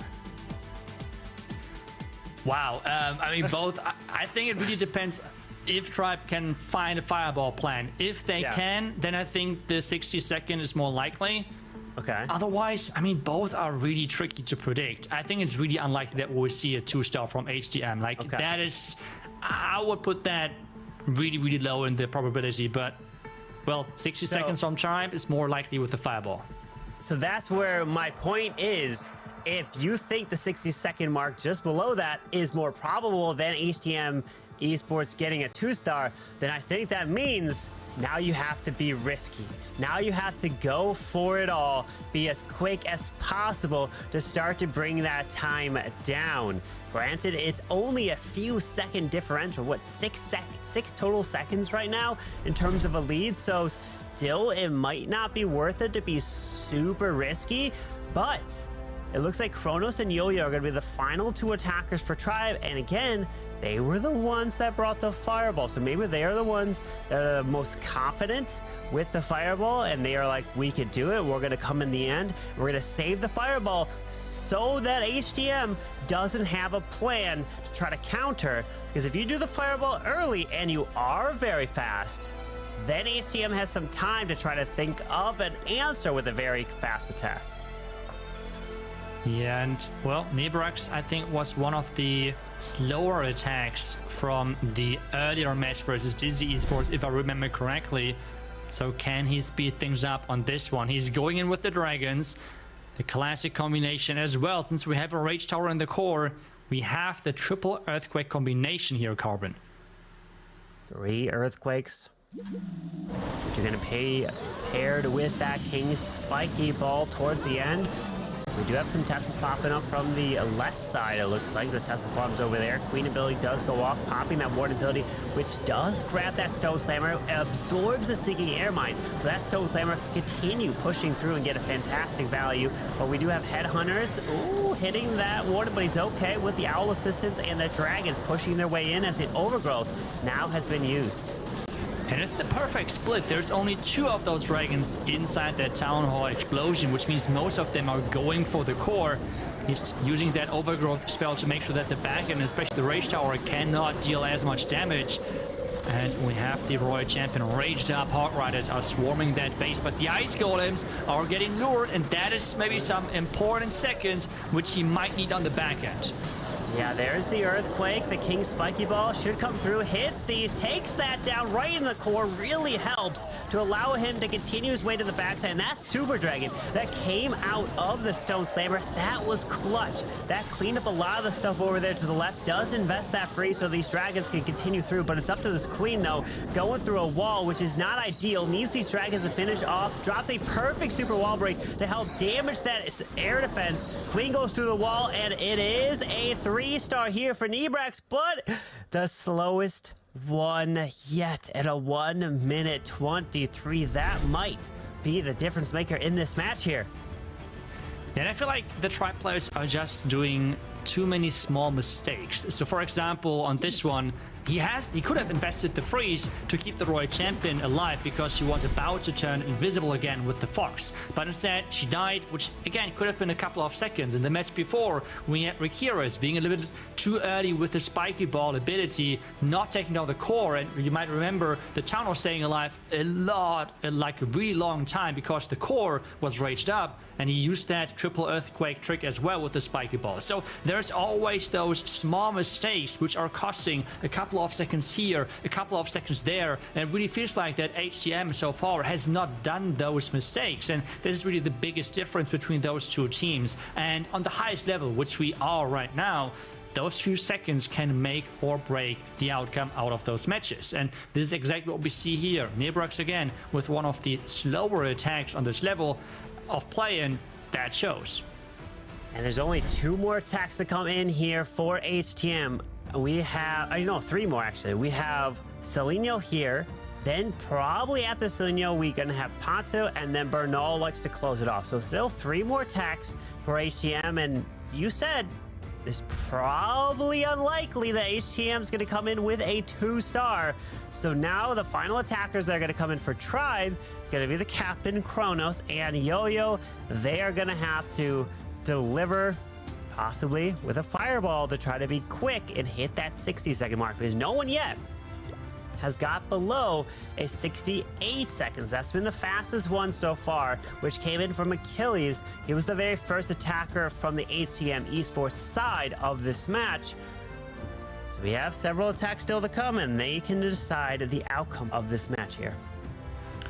Yes, everything is still open. We have seen so many matches coming down to the last final attack. We have seen matches, even Tribe had one of those matches, where it felt like the match is over because the other team only had to get a certain percentage, a certain amount of 3 stars. But in the end, things were getting flipped with the last attack. So let's take a look. We have Cedinho coming in, trying to tank for his healers with some balloons, finding already a black mine early on, another black mine. Question now is, are there any more traps for those healers, and can the Queen stay alive? Yeah, she's continuing through this left side, taking out that multi-arch tower. As the roots are pathing the way into the Eagle, we have a siege barracks from the P.E.K.K.A that's moving from the top to the right side, and there is the Overgrowth. King now getting deployed straight to the bottom side into the defensive King, as the Warden is trying to help protect these Root Riders moving through. But that Warden ability is wearing off, and he's going to have to encounter the Town Hall here, as he is getting slowed down by these Ice Golems. Yeah, he's getting slowed down indeed. The Tornado Trap slows things down even more. The Giant Bombs dealing a lot of damage to those Hogs. All of them are gone within a couple of seconds. The Queen is still fighting for those bottom defenses, using that ability, and They are celebrating because take a look at this. 1 minute and 7 seconds, I believe. That was another quick attack, and they know that they are looking so good currently in this match. Look, okay, their times. This was the fastest one yet. 1 minute, 7 seconds. Then we had Achilles, 1 minute, 8 seconds. Then we had Leo at 1 minute, 9 seconds. Each one of their attacks is 1 second difference from there for HTM Esports, and they have just been so dominant here in the Last Chance Qualifiers. Now, Tribe, they can't hold anything back. They have to send everything on in, and if that is the fireball, they've got to bring it. Kronos is probably going to be next up here. They're probably maybe going to see a fireball with the Queen Arrow, which unfortunately can lead to a mistake if you don't get that value. And if that mistake occurs, it could be a 2-star mistake, and that would secure, no matter what, this match right there. So at this point, HTM, they can take a deep breath and just see what Tribe does at this point. Yeah, I think they're looking really, really good, and you have seen the reaction of them. I think they know they're looking really good currently in this match, but we have both of those fireball attackers left of Tribe Gaming, or at least those players who have showed in the last match that they can play this strategy. But even then, their attacks were not below the 60-second mark, which I feel like if this trend continues currently of every single attack where Tribe and HTM are attacking, there's always like 5 seconds advantage for HTM, maybe 3 seconds, another 5 seconds, and so on. And at some point, you need like this below 60-second attack, which is not as easy to get as you might think. Kronos is going to be indeed the next attacker, as you have predicted. The question now is, did we predict the fireball correctly, or is he going to go with another strategy because maybe they have not found a plan with the fireball on the basis of HTM? It's going to be difficult, but if there's anyone to step up to the plate and get it done, it will be Kronos, the captain. He's going to look to deliver, so keep your eyes on. If you see rocket loons, that is a telltale sign of the fireball incoming, because typically you're going to see a bunch of invis. We're going to see an earthquake. You're going to see a giant arrow fly through to try to snipe a town hall. And that's really the only thing that we've seen so far from Tribe that gives them the opportunity to get close to that 60-second mark, because all the other attacks have been around the 70 seconds. Can't afford that here. And let's see, it is indeed the fireball coming through. He's going Eternal Tome with the fireball. 25 rocket loons, 1 overgrowth, a bunch of invis. There you go. Hits the scatter, takes out the value, and he's got to move. Town hall is damaged, but the town hall is not. Oh, there we go. Okay, they dropped the final earthquake. I was a little worried. Yeah, it looked a little bit sus at that moment, but hey, getting the earthquake in late, making sure that he's getting that. The ground expert at the bottom side not doing anything. The warden staying alive is even better, because this means the warden can deal non-stop damage, and the expo is around the corner. But now the rage aura, or is it the rage aura which he actually uses? I'm not even 100% sure, but there's more loons coming in to reinforce his army. He's going through. He's pushing as best as he possibly can. The rocket loons, they're split. The minions are down for cleanup. He's got to wait till this overgrowth wears off. Looks like it may just wear off perfectly. Hang on. Super base come out. Yes, they're perfect. King Spiky Ball moves through to the top side. There's a freeze, and look at that. Wow. Kronos delivers. He does it. 57 seconds, and that's exactly the mark they needed to hit to be brought back into this match now. 57 seconds under the 60-second mark, and that is the fastest attack of this match. And this is what we were talking about. You must come in with a fireball to give yourself that shot. And now we have 2 attacks left, Pato and Bernal. If they don't deliver again into the 60s, if they start approach past the 70s, then Tribe is back in it, my friends. Oh, wow. That was exactly what they needed. We have talked about it, that even the first attack, the fireball attack in the match right before this did not go below the 60-second mark, but Kronos is making the impossible possible with this attack. And this is so important why you're trying to have the fireball in the end, right? Obviously, the momentum shift can like switch completely, but this attack strategy takes a lot of like way more effort to plan. And since it's so risky, you don't want to bring it early into the match, right? Because if you're failing, the entire match is over. So you have to wait if you actually have to take the risk to bring this strategy. They were in the position of where they had to take the risk. They need those fast attacks. And now it is back to HTM. Can they deliver as well a really quick attack versus Yo-Yo23? Because he will be the last attacker of Tribe Gaming, and he has showed in the last match that he can play the fireball as well. But is he as well going to be around the 60-second mark? There is a lot of open questions with only 3 attacks remaining in this matchup. Oh my, it is going to come down to these attacks here. Bernal, he's going to be sitting there with the final attack, and it can come down to him to determine if they move on to the World Championship with the golden ticket. Or if not, if they lose, they still have another opportunity because Tribe has to force a bracket reset, and then it will come down to that match. But Pato, good luck. What can you do? Will it be a fast attack, or if there will be one small mistake, which could cost you? If you approach anywhere near the minute 20s, that will be a big problem for your team. We're waiting for that last attack. The music is hyping us more, giving us more time to get ready. And there we go. It's going to be the Root Riders with the Valkyrie, with the Earthquake Boots and the Spiky Ball. There goes the Giant Arrow, clearing out some bidding, setting up pathing, and already triggering some Black Mines to keep those healers off the healer puppet alive.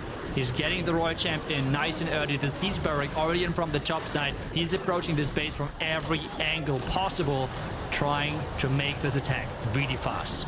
Yeah, with a rage onto his Royal Champion, she's clearing the left, which looks like it's a Tasso farm over there. Queen is going to continue her way to the right, going to be able to secure the Ricochet Cannon, as we got Poison Spells getting launched. Warden ability has been used to help protect these Root Riders, but these Ice Golems are going to freeze him up and slow him down here. Yeah, slowing him down indeed with the freeze for the Town Hall and that Monolith. The Monolith staying alive for quite some time. He has no other spells left remaining. The Queen cannot reach that Monolith, which means it can fire away on those troops for quite some time. There goes the Spiky Ball taking out the Town Hall.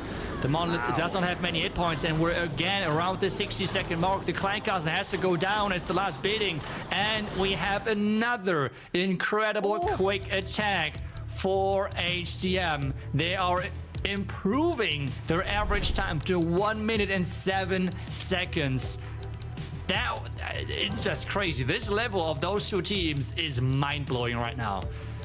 It just keeps getting better and better for HTM, hitting a minute 5. That is the fastest attack yet. We've had a minute 5, a minute 7, minute 8, minute 9, nothing in the 70 seconds for HTM. And right now, HTM Esports have a 14-second total advantage over Tribe Gaming. So Yo-Yo, he must hit another sub 60-second mark to have a chance, because if you get another 57 seconds, then HTM will have to come in with their slowest attack in order to have a chance for Tribe to try to edge out a victory in this Grand Finals. Yeah, remember, the last player, I guess the most praised player of Jura and Woody was Bernal. He is going to be the finisher of HTM. And that is not going to be easy. But the Fireball is going to be the strategy here for Tribe. Fireball is going for the Town Hall. The Fireball is actually getting towards the Town Hall with that Giant Arrow, taking down the Town Hall like it's no problem whatsoever. And now have to deliver the remaining troops into that base. Yeah, Rockaloon, Stone Slammer coming to the right side. The Royal Champ to the top. King as well up there. Queen does have the benefit of the Grand Warden Rage Vial, so they can move. Rage Jet moving through. As Rockaloons continue to the left, we have the CC getting lured out because he wasn't able to reach that with the Fireball, but he continues, and now here comes the Super Dragon to help try to clean up the outside buildings as Rockaloons flying across the space. 40 seconds and now has just passed. 40 seconds, more rocket loons are getting deployed. He has still the rage. There goes the spiky ball, taking down half the core. The raged up Hog Riders, 2 of them, are taking down the multi-archer tower. Is it going to be another attack below the 60-second mark? And yes, 58 seconds. How is Tribe doing this? They keep coming back. But take a look at this. They are still above the average of HTM. Now it's coming down to Banal. I think around like 1 minute. You will correct me. You have the total times correct, right? Like 1 minute 10 or something. What exactly does he need? So right now, Tribe Gaming's at 5 minutes 41 seconds total, while we have HTM Esports at 4 minutes 29. So we're gonna need a 72-second triple from Bernal to tie exactly on time. So that would be technically the slowest attack of their team. But if he is faster than 72 seconds, they will win the golden ticket and advance their way to the Clash of Clans World Championship at Superfest. The pressure is on. Can Bernal deliver in this case? He is getting ready. He is coming in with those Root Riders, going with the equipments, which so far has done already an insane job for him and his team. The corner has been predicted from Tribe because we have seen a lot of black mines, but so far it has not stopped HTM and their players. But those Tesla might mess up the pathing of the Root Riders. That is now the big question. Yeah, it looks like we do have Root Riders continue their way in. The Clan Castle gets lured out. 1, 2, 3 Ice Golems coming out of here as the King is off to the right side. He goes into the enemy Queen. Pops the Earthquake. The Spiky Ball as well. Opens up the wall. King comes back to life with the Phoenix as the Queen. She's making her way through the top side with her being raged up. Oh, the Monolith has to go down. The Rage Up Root Rider struggling a little bit. And there goes the Ice Golem, but too late. The defense is gone. The Town Hall waking up again. The Roy Gem has to turn around, which she is not doing so far. Now she's targeting the Town Hall. We have the Queen in the Sing Inferno Tower, and he has no freeze. Is he going to... Oh, no! Oh, the Town Hall, he goes down. Is he going to hit the mark? He needs 72 seconds. There is 70. Wait a second. No way. What? Oh, it's just slower! No way! HTM coming in with a minute 14! It's exactly tied in the game, but technically, Tribe has a 2-second advantage in total time. This is the case. I don't know what happens here when it's an exact tie for the end game, because in game there's an actual rounding. 108, 108 here. Oh my, we're gonna have to wait to see what the result here is. And it's exactly technically 2 seconds advantage to Tribe. 5 minutes, 41 seconds for Tribe, while we have HTM at 5 minutes, 43 seconds. But remember, in the game, it rounds, right? So that's why it says 108, 108, as it's saying it's tied from there. So is that a bracket reset?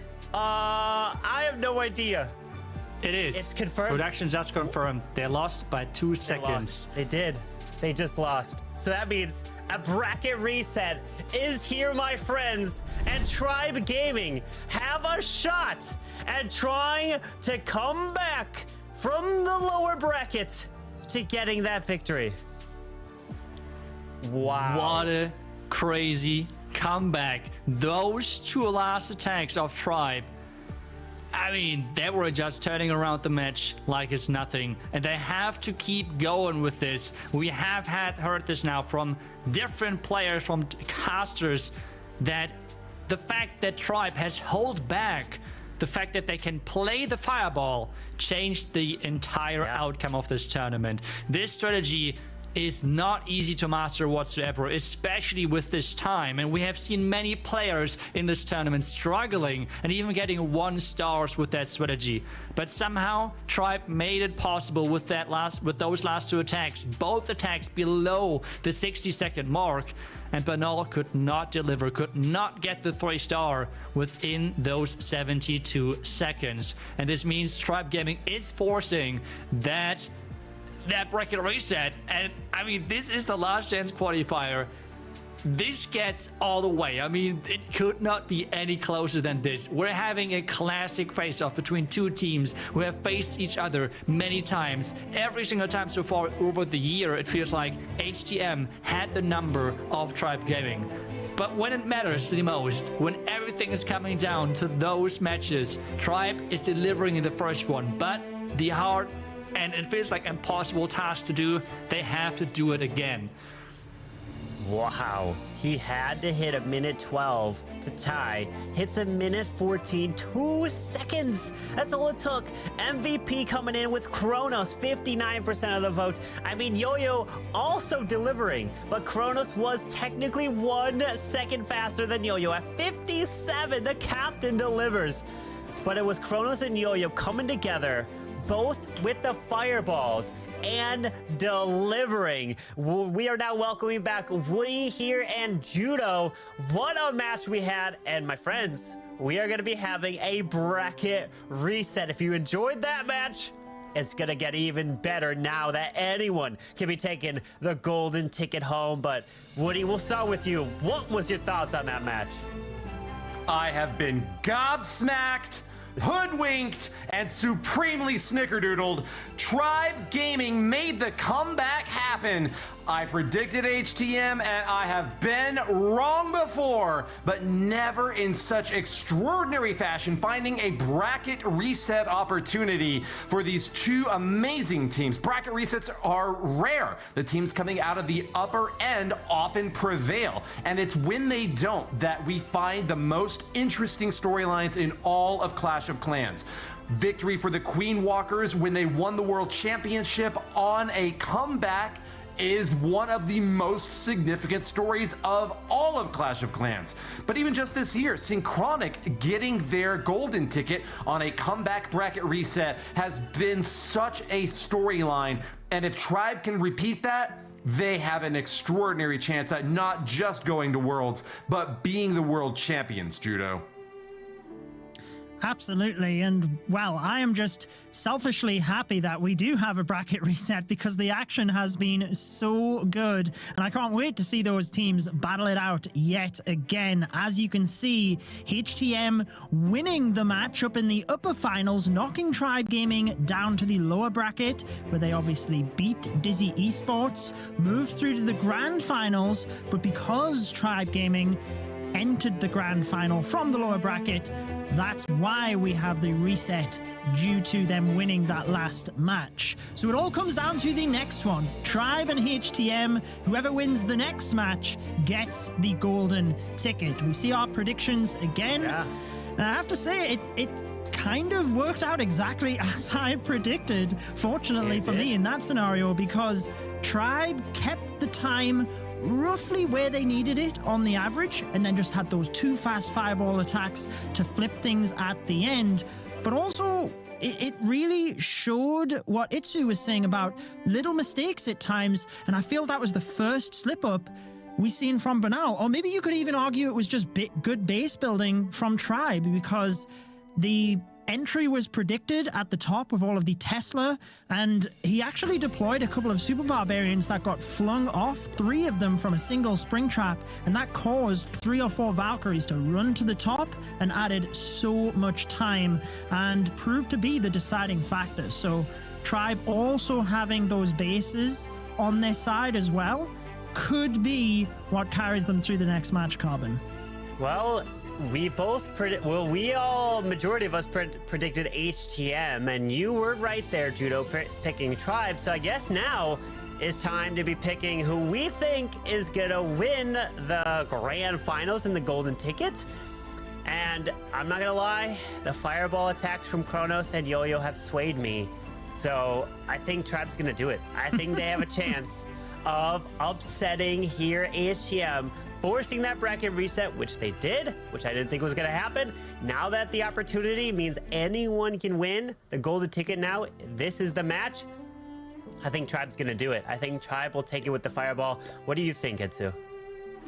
I feel like overall, Generax was right with his prediction where he said, in the end, HTM is the more consistent team, but just the fact that Tribe saved the fireball attacks to this last moment, more or less, that they have a really good chance of winning that first match. And he was right, but he still said that in the end, HTM is going to win this entire thing. And I would agree there. I feel like, yes, they had the surprise factor now, and they had as well those insane attacks, but I don't really see that they're getting this to work twice. And at the same time, on the other side, we had HTM, who had only their average time, which they might sound crazy because their average time is around 70 seconds, but they did not have this 60-second attack, which they typically have one or two of every single match. So I think this is exactly what I am more likely, or what I think would be more likely to happen, that they will have one or two of those 60-second attacks, and I just don't think that the entire Tribe Gaming lineup can match with that. Yes, they can have those maybe 60-second fireball attacks, but then there are still 3 players who don't match the 70-second average of HTM. And this is why I still go with HTM, and I won't flippity flip-flop as you did, Carbon, there. So I will stay with the HTM. And the question now is, Woody, what about you? I agree with you, Itsu. Before that last war began, HTM's goal was to win the grand finals. In order to do that, they had to win either that war or the one that came next. I think it makes perfect sense for a team that's in the upper bracket, that has the opportunity for a bracket reset, to play conservatively in the first match, to go just steady, try to wait for a slip up, to play well, but not to take too many risks and to try to throw away a match that they may be able to win just with common, reliable strategies. Now that they are in that bracket reset situation, you are going to see HTM ignited. I don't know if Lightning can strike twice for Tribe. Even though they won that last war, it was by a mere 2 seconds, and the war that HTM won before that was by a much bigger margin. Either way, we are going to see a team going out in a blaze of glory with an extraordinary war ahead of us, and I'm jealous of the casters that get to watch it. Judo, I know we've heard from you already, but any final thoughts before we hop into this next one? Yes, I would say before my prediction of the last match, I was very much on, the side of what General X said. I wasn't sure whether Tribe Gaming could do it twice, but I guess I can't flippity flop on my predictions now, right? I have to just stick with Tribe in what I'm saying. But it is just going to be an interesting match because it's really whether those little mistakes creep in as we've seen. And I think all we can do is just sit back and enjoy an incredible matchup and just appreciate how good the players are, because sometimes it can be hard to see that skill level when, the troops are just getting deployed so fast. But there are those micro details in the planning, and even as Carbon, you pointed out in your Telestrator segment, where they can even see when things are going wrong and, flip the plan, put the wall breaker in around the other side of that compartment, as you explained. So there's just so much going on, and the skill of these players is something that we can all just applaud. Absolutely. They are all amazing players, but we're about to hear from even more amazing players that we'll see in the World Championship, as we are able to sit down with none other than Gaku and Juan from Navi and MTFY, who already have golden tickets. So let's listen in to what they had to say. こんにちは、ナビのガクです。世界選手権ファイナルでは、シンクロニックゲーミングと対戦するのが楽しみです。彼らには、今年の4月のマンスリーファイナルでも敗れているので、そこのリベンジもできたらいいなと思ってます。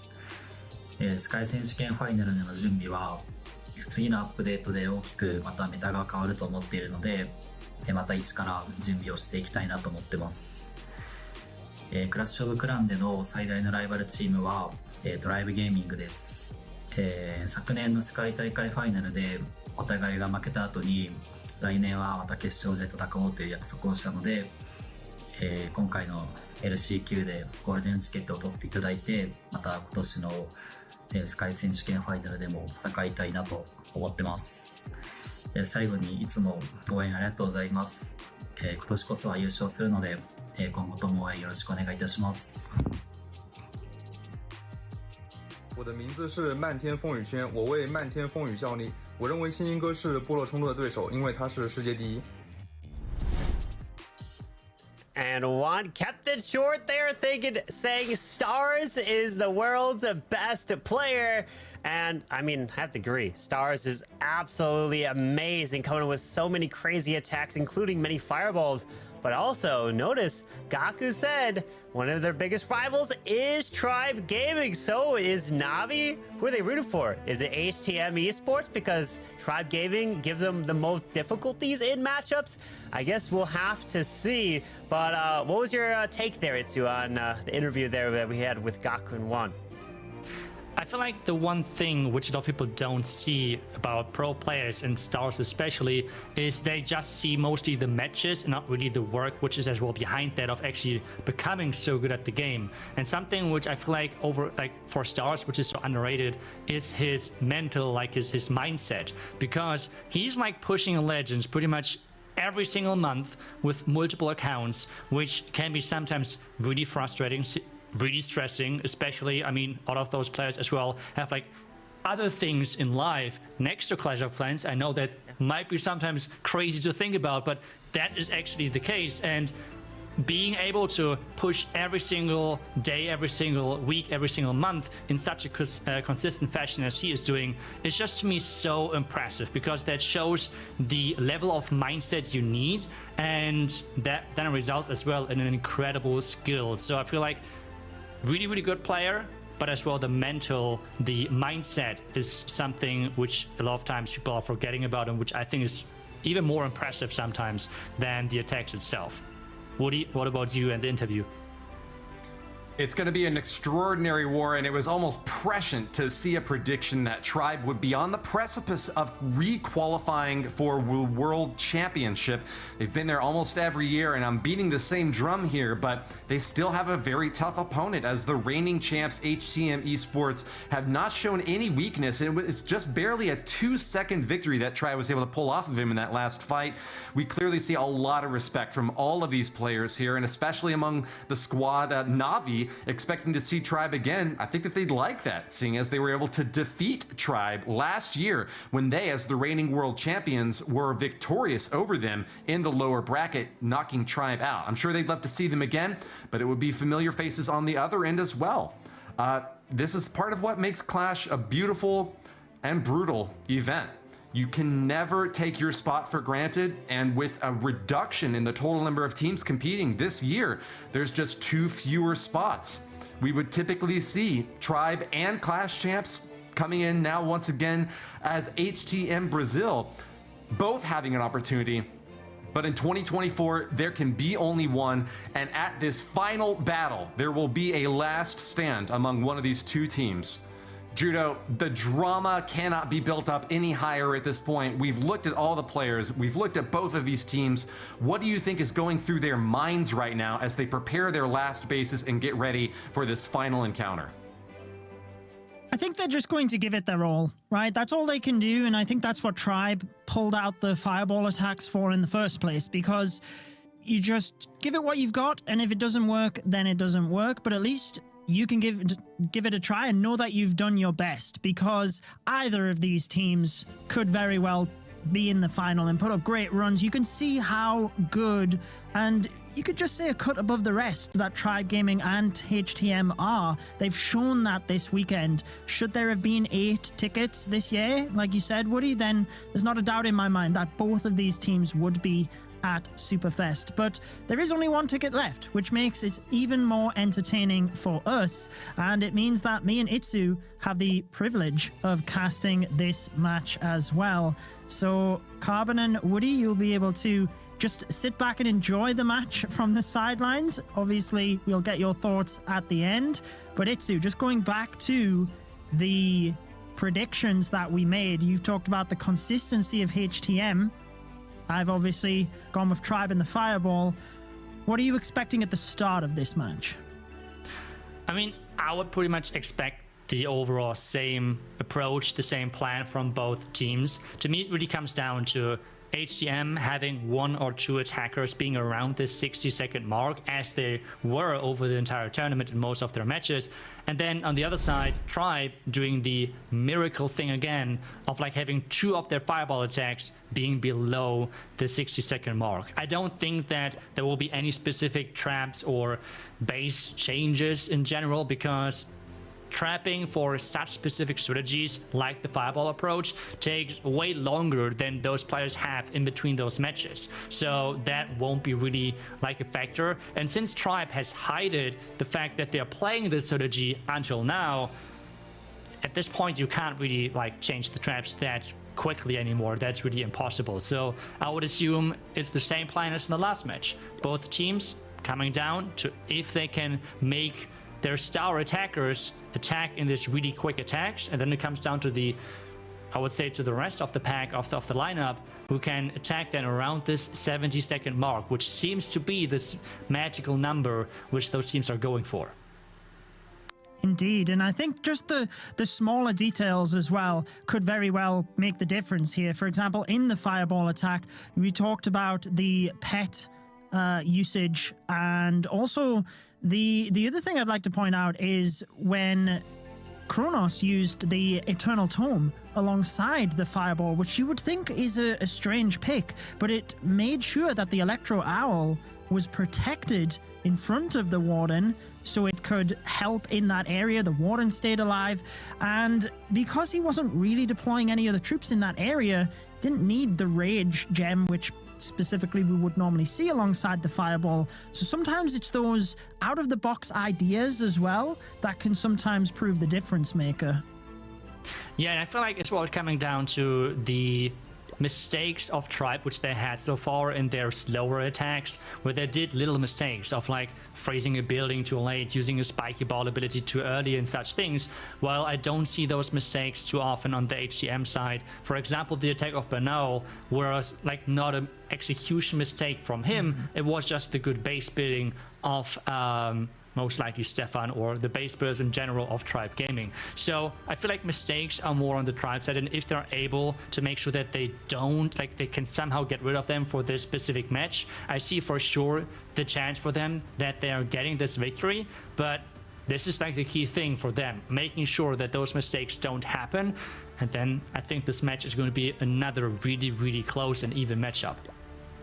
Yes, and I think the other thing to point out as well is, as cool as the fireballs are, and as much as it helped them get the victory, there's a reason they saved them until the end, and there's a reason they didn't use them until these final couple of matches, because they are super risky. So there is always the chance that you miscalculate a building, or you don't quite turn something invisible. But what I did notice in the two fireball attacks from the previous war is that they weren't fireballing the center of the base. It was definitely a little bit more cautious. Maybe that was just all they could find in terms of the bases, but perhaps that is something of erring on the side of caution for Tribe as well. Yep. That is 100% correct. I feel like, yes, we have these stats currently on our screen, but at this point we know what the game plan is going to be for those players, what the plan in general is going into this match. And we're about to get into the first attack of this matchup. Again, Achilles is going to be the first attacker for HTM, who has so far has done an incredible job of starting things off for his team. He had a 67-second attack, if I remember correctly, in the first match which they had right before this. Can he repeat that performance? Because I feel like everything below 70 seconds, those players are quite happy with.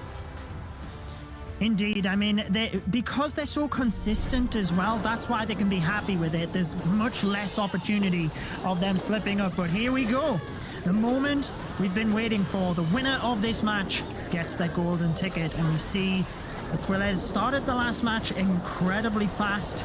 I mean, he even missed the first couple of seconds here. That's how quick he was in getting those troops deployed. But the Root Riders are moving into the core. The defensive funnel looks to be set fairly well. We do have the Ice Golems coming out to throw a spanner in the works, though, Itsu. Yeah, they're currently splitting up. One of the Ice Golems going for the Archer Queen, the other one's going for the troops around the Monolith. Not sure just yet if that is something good or something bad for him, as the Royal Champions late quite a bit. But the channel should wake up any second now again, as those super minions are dealing a lot of damage to those top side buildings. Can the Town Hall go down quick enough? We have the Lizard, we have the Spiky Ball doing a lot of damage, and I think we're having already started screaming because this could be one of those 60 seconds attack if the storage is going down, and he's got a Wizard and a Wall Breaker. I don't know why I didn't use those, but anyway, he gets it. Like you said, 1 minute 3. Wow. Super fast attack out of the gates. I mean, I guess you could class that as a mistake as well. He had a super wall breaker and a wizard left over that he could have used to help on that storage a little bit. But 1 minute 3, well ahead of the typical attacks we see out of the gates for Tribe Gaming. Okay, so be curious.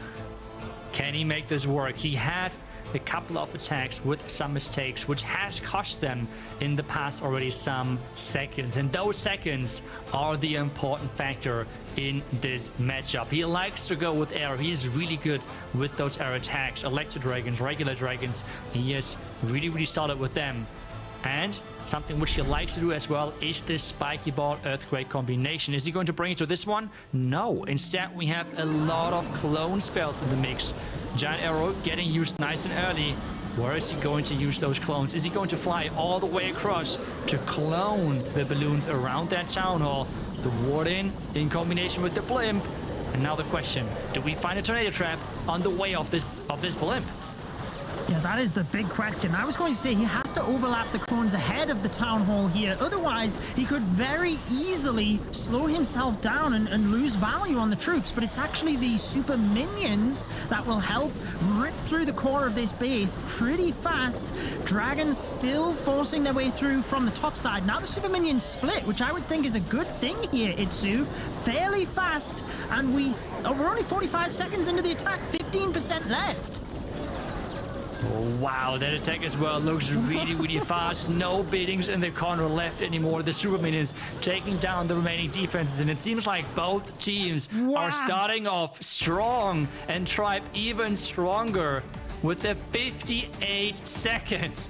I mean, we know both teams are veterans, right? We know both of those teams are playing on the highest level, but how Tribe is showing up when it really matters is just mind-blowing. They had some off matches over this tournament, but in those matches where it really comes down to every second, they're doing insane. 58 seconds as the opener, that's a really impressive time.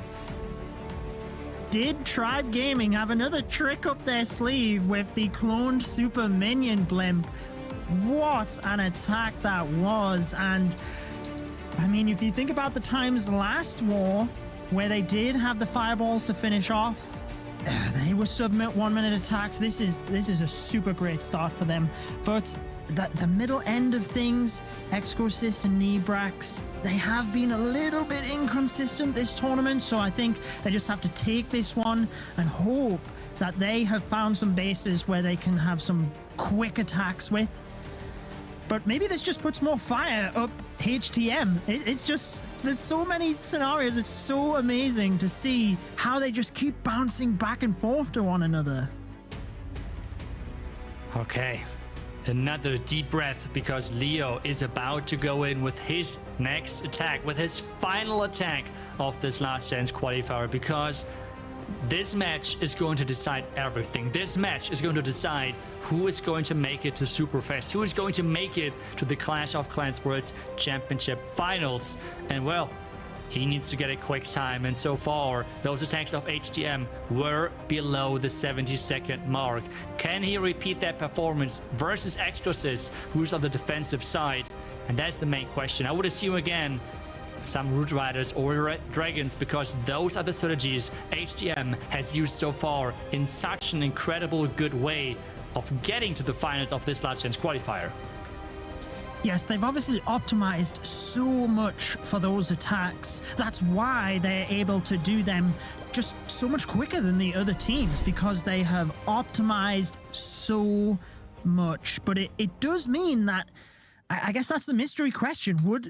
Would they have a fireball attack scenario themselves, or is it a case of they've never really needed it, so they've never practiced it, right? Maybe they just don't have that in their arsenal. But it is going to be one of the Root Rider attacks. Giant arrow straight across the base. We've got the skeleton spell looking to distract. Now we've got the siege barracks over to the right to try and set that funnel. Everything moving in nice and planned so far. Yeah, really nice so far. The defending queen is getting taken care of with that headhunter together and the Roy Champ, the overgrowth spell, making sure those defenses have no chance of fighting back. With that vulnerability, he's able to push really quickly into that core. And the troops are following nicely, but the ice golems yet again are delaying things a little bit.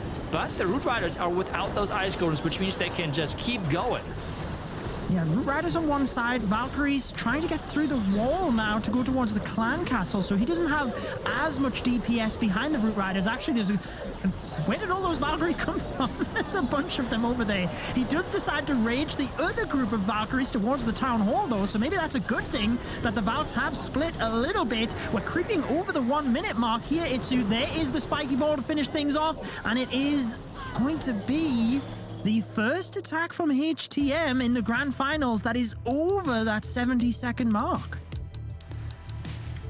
Well, still somewhat quick, but they need those 60-second attacks as well. And we have had always at least this one attack of Tribe, which was a bit slower. The last match we had it from Nibrax, but so far it's looking really, really good for Tribe. The question though is, can they keep that performance? On the other side though, remember, Tribe won this last match with an incredible comeback. Nothing is over, nothing is decided, and Exorcist is up next for Tribe Gaming, and he needs to make sure that, well, it's like a 1 versus 1 right now, because he is attacking Leo now the other way around. He needs to make sure that he is quicker than his counterpart. Exactly, that's all you need to be, just faster than the opponent. And I guess this is an advantage for Tribe that can you class a 1 minute 12 attack as a slip up? I guess when the teams are, at this level, you could say it is, but that is definitely something that favors Tribe, knowing that they have a couple of really fast attackers, but some that aren't always as consistent. But we've got Exorcist with the multi-archer tower actually firing at all of those healers. Looks like he's going to lose one of them, a couple of them out of range, but the funnel elsewhere does appear to be relatively good here as the king dives into the bottom area of the base. Root Riders moving in towards the middle. Yeah, but this queen has to take down the town hall. But on the other side, though, there's not as much damage. There is the warden, there's the town hall itself, but otherwise not many defenses around that. So I think even the 2 healers should be enough where the Root Riders are pushing through the core. Triple Inferno Towers, but he has the freezes, he has the spells to support all of this. More Super Barbarians are coming in, Judo, and this is looking pretty good. It certainly is, because he's still deploying troops. You notice those Super Barbarians, like you said, being deployed where needed to reinforce. And I love the wall breaker usage as well, just to be able to open up multiple compartments for those troops to run inside. It's a 1 minute and 5 second attack from Exorcist, which is incredibly fast for the standard that they have been setting so far. Typically, Tribe Gaming have come out of the gates a little bit slower, but it seems this war, they are fired up and want that golden ticket. Can they maintain it, though? That's the big question. And the question as well to me is that, are they still going to go with the fireball during the last couple of attacks if they have a lead going into the last couple of attacks? Because they were behind by quite some time in the first matchup and they had to risk it all with those fireball attacks. But in this one so far, they have the lead. So depending on what HTM does with their next attacks, is Tribe going to take the risk, or are they going in with their classic approaches of dragons, Root Riders, and those equipments in combination? But we're back in for HTM. Celinio is in with those Root Riders and Valkyries. The Queen, again, deployed near that town hall location to get her in there with the rage spell nice and early. And the Root Riders are now getting deployed from the far right side. Yep, I did notice some Super Barbarians at the north of the base next to the siege barracks suffering to the spring traps, but other than that, everything seems to be going incredibly well. 50% of the base down with only 30 seconds in. Town Hall about to fall. He's still got the Warden ability as well, just waiting until they get that little bit deeper into the base. Uses it now in combination with the Rage spell, but he does have 3 Ice Golems to contend with, which is going to slow this section down a lot. Yeah, and the Roy Champ is kind of still going through the slowdown of that poison, I think it was there, or another Ice Golem, but she's now taking down that Eagle Artillery. There is not much left. Can he freeze? Is he paying attention? Yes, he's freezing that Inferno Tower, which means a couple of seconds are safe if that Queen is staying alive. That would be massive. He's freezing again to keep that Queen alive. Every single shot of this Queen is 1 or 2 seconds, which he takes less to take down this base. But he already is closing in on the 1 minute and 20 second mark, which is one of the slower attacks. HTM is really struggling in this final match. Wow, that is very similar to what we seen from Selenho yesterday, where he had a 1 minute 24 second attack, I believe it was. And this is not the scenario where you need that. It definitely brings even more light to your question, Itsu. Does Tribe Gaming go with those fireball attacks if they have a significant lead? Because on the flip side, Pato and Banal are typically HTM's fastest attackers. Even though they all have the capability of things, they typically attack extremely fast. So do they still, maybe they take 1 fireball risk and not 2? Time will tell. We're on to the 3rd attack of Tribe Gaming already. Nibrax struggled a little bit in that last war, so let's see if he can keep the momentum going for them. And I think a lot depends on this attack. Like, I think if they're attacking really fast with this one, they can for sure maybe use only 1 fireball attack. It really depends as well on how confident they feel with their fireball attack strategies, because I feel sometimes you're really trying to force a certain strategy, which is typically being really fast, but you don't have to really if you're not forced to, because there are maybe safer options.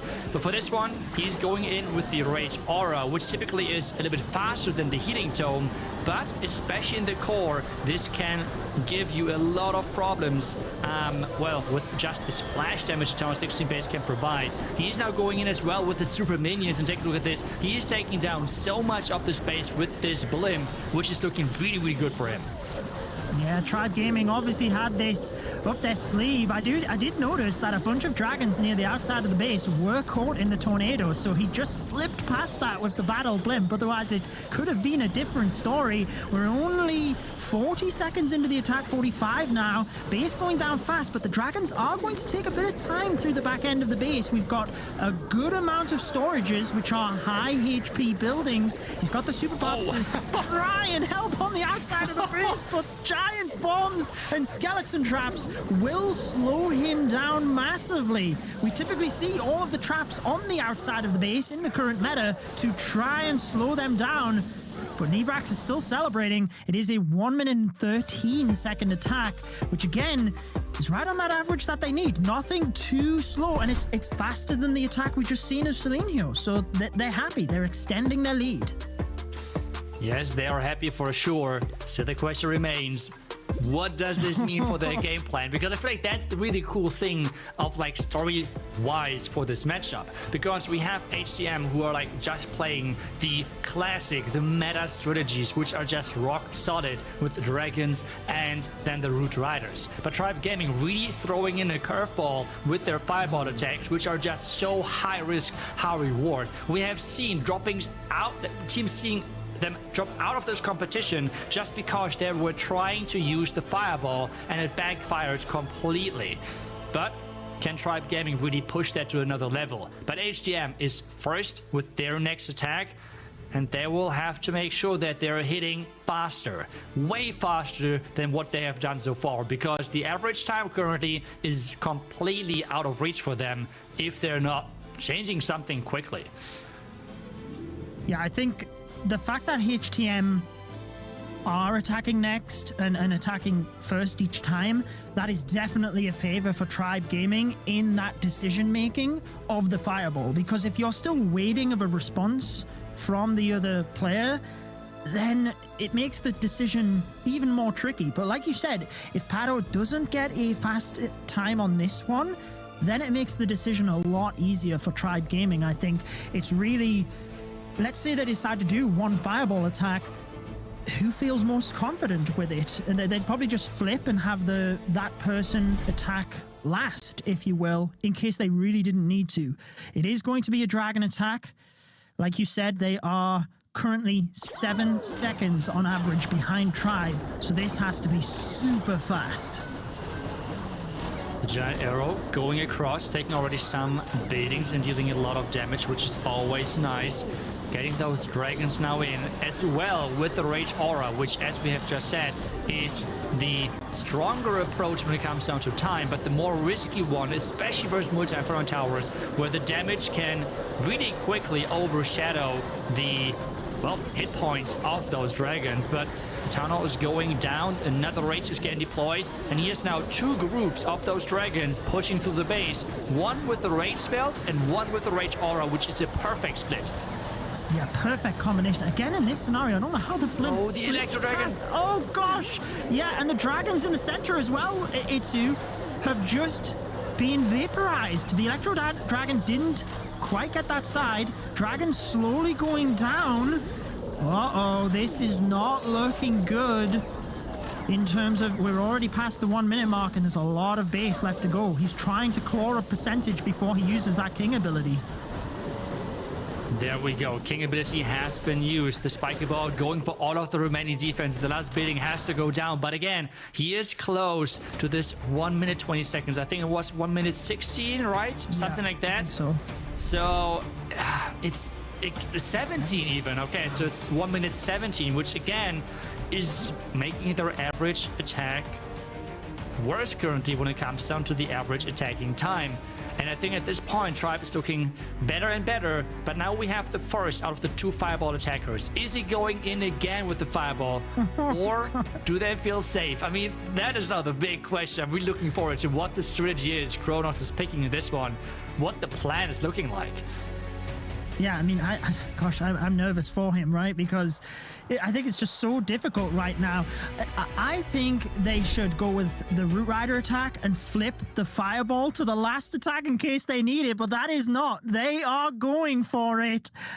Wow, we have 6 invisibility spells. We've got a log launcher here as well, he's got his Warden on A. Interesting, obviously taking note of things. There's the fireball through to the single Inferno with the Earthquake. He hits the fireball. The Town Hall goes down. He got that value. Can he finish off the base? I mean, take a look at this. There is no air targeting defense on this far right side. Oh, if the Warden can survive. No. Oh, no. The Queen taking him down, but still he got great damage out there. Now the Rage. He is even using the log launcher to snipe that Monolith because it was out of range of that Queen. And now everything is flying in. Everything is trying to overwhelm this base. We have the Single Inferno Towers, which are trying to target something, but there are only those little skeletons from the skeleton spell, and more balloons are coming in. The only defense left, which at this point is annoying, is the Queen with the scatter and the merged cannon.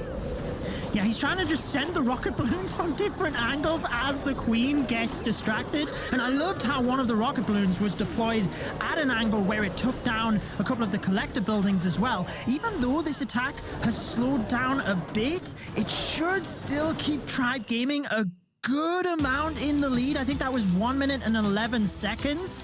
So not quite as fast. But hey, it paid off. It proved an exciting attack, and it keeps them in the lead. A single attack remaining. But this as well shows how insane it was with the first match that Kronos and Yo-Yo both delivered a fireball attack below 60 seconds. I mean, we're always pretending to have like, hey, fireball attack, this will be 60 seconds attack. This is not really how it works, okay? They are high risk, high reward as well when it comes down to time. And we have just seen 71 seconds, which is more in line of the average of those 2 teams. But, well, Banal, he has to do a miracle at this point. HTM close to, I mean, I don't know. somehow dropping out of this World Championship while Tribe Gaming is getting closer and closer. Can he turn this around for HTM? Defending world champions on the brink of being eliminated. But no, the last person that can rescue this for them. Here we go. He's got the dragons this time around. Let's see where he decides to go. Siege Barracks is the selected siege machine, so it doesn't look like we'll be seeing the blimp flying across or anything this time. Does have the giant arrow pinging across the base. Bunch of seeking air mines up there, so nice use of the balloons to get rid of those before that Rage Day Dragon does hit one of the seeking air mines, but thankfully it is only one, and it will survive and hopefully get him what he wants. Maybe not. There's a bunch of Tesla there now. Yeah, wait, wasn't this the... I think that was the base where the Tesla farm already surprised them in the match before. Yeah. If I remember correctly, where the funneling with the, well, Tesla at top were messing him up. And it seems like they were getting surprised again, or at least the Laser Dragon with the traps was surprised. He has more dragons inside, but the Ice Golems are getting lured, and this now means the dragons are chasing them. He's raging them up, but he you can see it already. He is not happy with this one whatsoever. The Ice Golems coming off the Clan Castle is a nightmare for him. Yeah, especially caught in the tornado trap there as well. It couldn't get any worse for him. He's got a bunch of troops slowly making their way to the backside of the base here, but he knows he needed one of those attacks right on the 60-second mark. We're up to 70, and they still have to get through the back end of the base here. Time just ticking up. It is going to finish with a 1 minute, might have even been 18-second attack, which pulls their average down. This now means Tribe are in the driving seat, but there's a dilemma here. If they've been planning the fireball attack and then they switch it last minute, does that end up backfiring? Oh god, okay, everything is coming down to this. Oh my goodness, this will be just so stressful. I mean, in theory, we had this case so many times over this qualifier. A team which seemed to be safe to win if they just 3-star. But somehow, in this Last Chance Qualifier, there is a curse going around that the last attacker is then not getting the job done and one or the other way. So let's hope that Yo-Yo is getting that done and like they can celebrate for making it to the first place in this Last Chance Qualifier, making it to the World Finals later this year. But everything is coming down to this. And he needs a 3-star, and he's not going with the fireball. I think that's a wise choice. I think so as well. So Yo-Yo needs 1 minute and 45 seconds to win this match. That's how quick he has to 3-star. At the moment, we've got the Queen over to the west with the Angry Jelly ripping through those defenses. We've got the Royal Champion in combination with the Siege Barracks down at the bottom of the base. Root Riders moving in. Ice Golems just in front. He pops the Warden ability to try and help through that Poison Tower. Yeah, but this currently looks really, really good. If he has a plan for that single Inferno Tower at the top of that Archer Queen, he is looking really good because take a look at that. The Queen is not really in danger whatsoever. As long as that Inferno Tower is staying away from her, he's good to go. The Root Rider and the core are looking solid as well. He has those super minions dealing the damage. He has the Royal Champ ability still left. He has the King ability still left. I think Judo, he looks really good currently in this attack.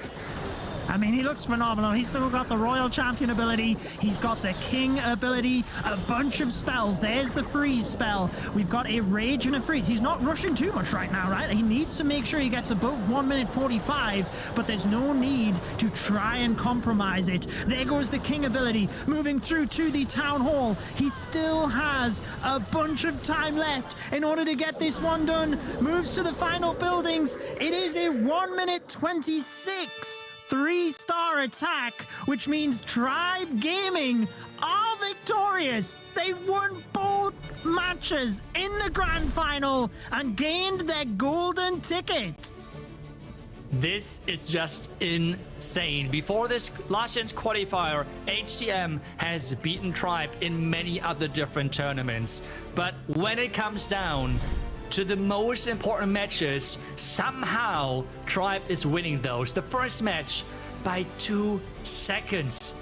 That was insane. Within 2 attacks in that first match, they turned around the match, won the match, and now they're winning again with, I would say, solid base building, because the average attacking time of HTM versus Tribe was by far the worst for them out of all of the different teams they have faced. And in the end, they're getting rewarded with that golden ticket, and we're not going to have this World Championship without Tribe Gaming. Just incredible, stepping up when it really mattered. I mean, in the last matchup, all of their players really hitting at that top level, and you've got to say, just super impressive to be beaten by HTM earlier on today, moving into the lower bracket, knowing they would have to beat them twice, switching up the game plan a couple of times over, taking those risky approaches. You've got to say they have done everything, and they thoroughly deserve that golden ticket. But it's just heartbreaking for HTM at the same time, because they've been so good. It is crazy. Like, the same way on how you can praise Tribe, that they're showing up when it matters the most, I think it's even more heartbreaking than for HTM, who had an incredible tournament, and they're just not able to deliver in those 2 final matches. They had 2 chances versus Tribe Gaming in the finals, and they were not able to beat them. 2 seconds was the first match. The second match was Tribe Gaming all the way, and now we have Kronos with the MVP vote for a reason. I mean, he's bringing out those fireball attacks when Tribe needs them the most, and there was no better way and no better timing on revealing the fact that they're using those fireball attacks, and I think that has changed a lot for this finals. But Carbon, how did you experience this final match? Because I think that was quite crazy. It was a roller coaster, insane grand finals that we saw there. I predicted HTM in the first match. I was wrong. Tribe converted me, and I picked Tribe in the second one. It looks like I was correct. What a performance they had there on the defensive side as well, holding off HTM to those slower attacks and even hitting those quick ones. Well deserved, and we will be seeing Tribe Gaming now with a golden ticket in the Clash of Clans World Championship later in November. But Woody, what about you? What was your thoughts?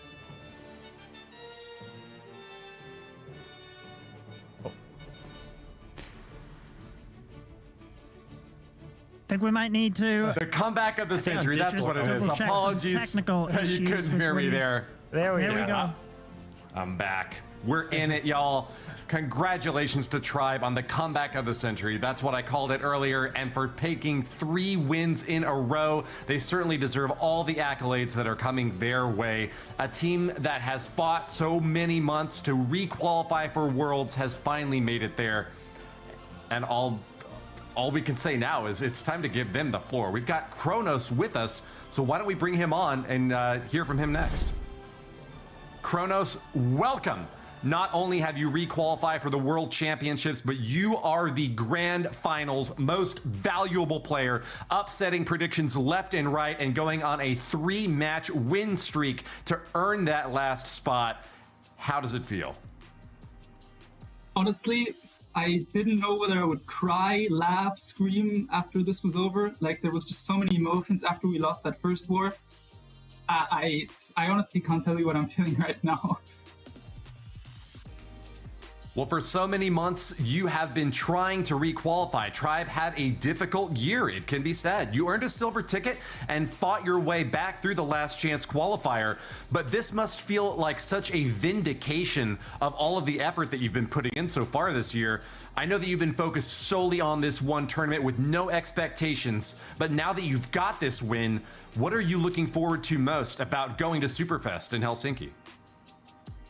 I mean, absolutely everything. We know how amazing Superfest is, how amazing the people is, just meeting the people you clash with on a daily, seeing them, hanging out with them, and just being able to be a part of the whole Superfest. I mean, it is called Super for a reason, and we're just super glad to be a part of it, absolutely. Well, we know that there's some tough opponents waiting in the wings, already qualified earlier this year, and we actually heard in an interview that you've got some fans over on the Navi lineup roster. but they think that they can take you down again. Are you going to upset one more time at Worlds and maybe get the World Championship title? The respect is fully mutual, I have to say. They're an incredible team all the way. They won a great golden ticket in the 4th month, and I have to say that I really look forward to playing them again. This year was unfortunately very chaotic, as you said, for us. We didn't get many chances to play in the finals. We played in that one qualifier and that was it. We never had the chance to put ourselves up against the likes of, I don't know, Navi, Synchronic, the teams that have a golden ticket. And we're just super relieved that all the work that our team has been putting in has worked out, and just that we got what we worked so hard for, that our dreams and the hard work paid off in the end. At this point, I can only say thank you to my team, because like you see, these wars are an absolute roller coaster. I might have been the MVP quickest player in the previous war, but in this war I was one of the slower ones. That's just how the cookie crumbles in the current meta. And my whole team, the team of base builders, Stefan, Sir Iron, all our supporters, the tribe guys, Kater, Cody, John, you guys know who you are. Absolutely huge shout out, believing in us, always supporting us, pushing us to our absolute best level, even though it wasn't enough at the beginning of the year, and that can happen in sports. But the mentality that we've had and the comeback we've put in, especially with some support, I don't know if I can actually call out who helped us for this last chance qualifier, but those two who did know who they are. They're for sure very much appreciated, and yeah, that's all I have to say. That's a bit mysterious, but I'm sure we'll be able to keep an eye on the Tribe social media, where you can call out any additional support that you want to give later on today. But hot off of your victory over the reigning world champions, HTM Brazil are now eliminated, and you are one major step closer to calling yourself world champs one day. We want to thank you for your time. I know your adrenaline must be just through the roof right now, so please take a moment to relax and then savor the moment. You are going to be competing again in Helsinki, and there is plenty of reason more than ever now to fear the Tribe. Congratulations. Best of luck. Thank you. Thank you.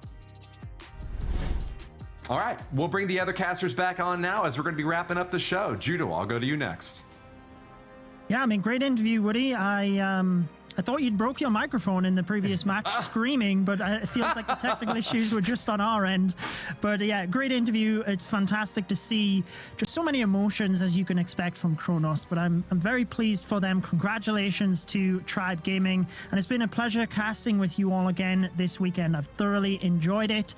But I guess, Carbon, we should take a look for the viewers at home at the final bracket and how this all went down. Indeed, Tribe Gaming coming from the lower bracket as they got sent down by HTM Esports, making their way back and forcing a bracket reset and winning in style. An unbelievable performance coming through, and here are the 6 golden ticket teams that we will be seeing competing on the big stage in Superfest, which includes Synchronic, Stanima Esports, Milliseam MG, Navi, MTFY, and Tribe Gaming. This is a stacked lineup, and it's gonna be an epic roller coaster, just like we saw and heard from Kronos. You do not know what is going to happen, and wow, this is going to be an insane finals world championship here we got lined up, Itsu.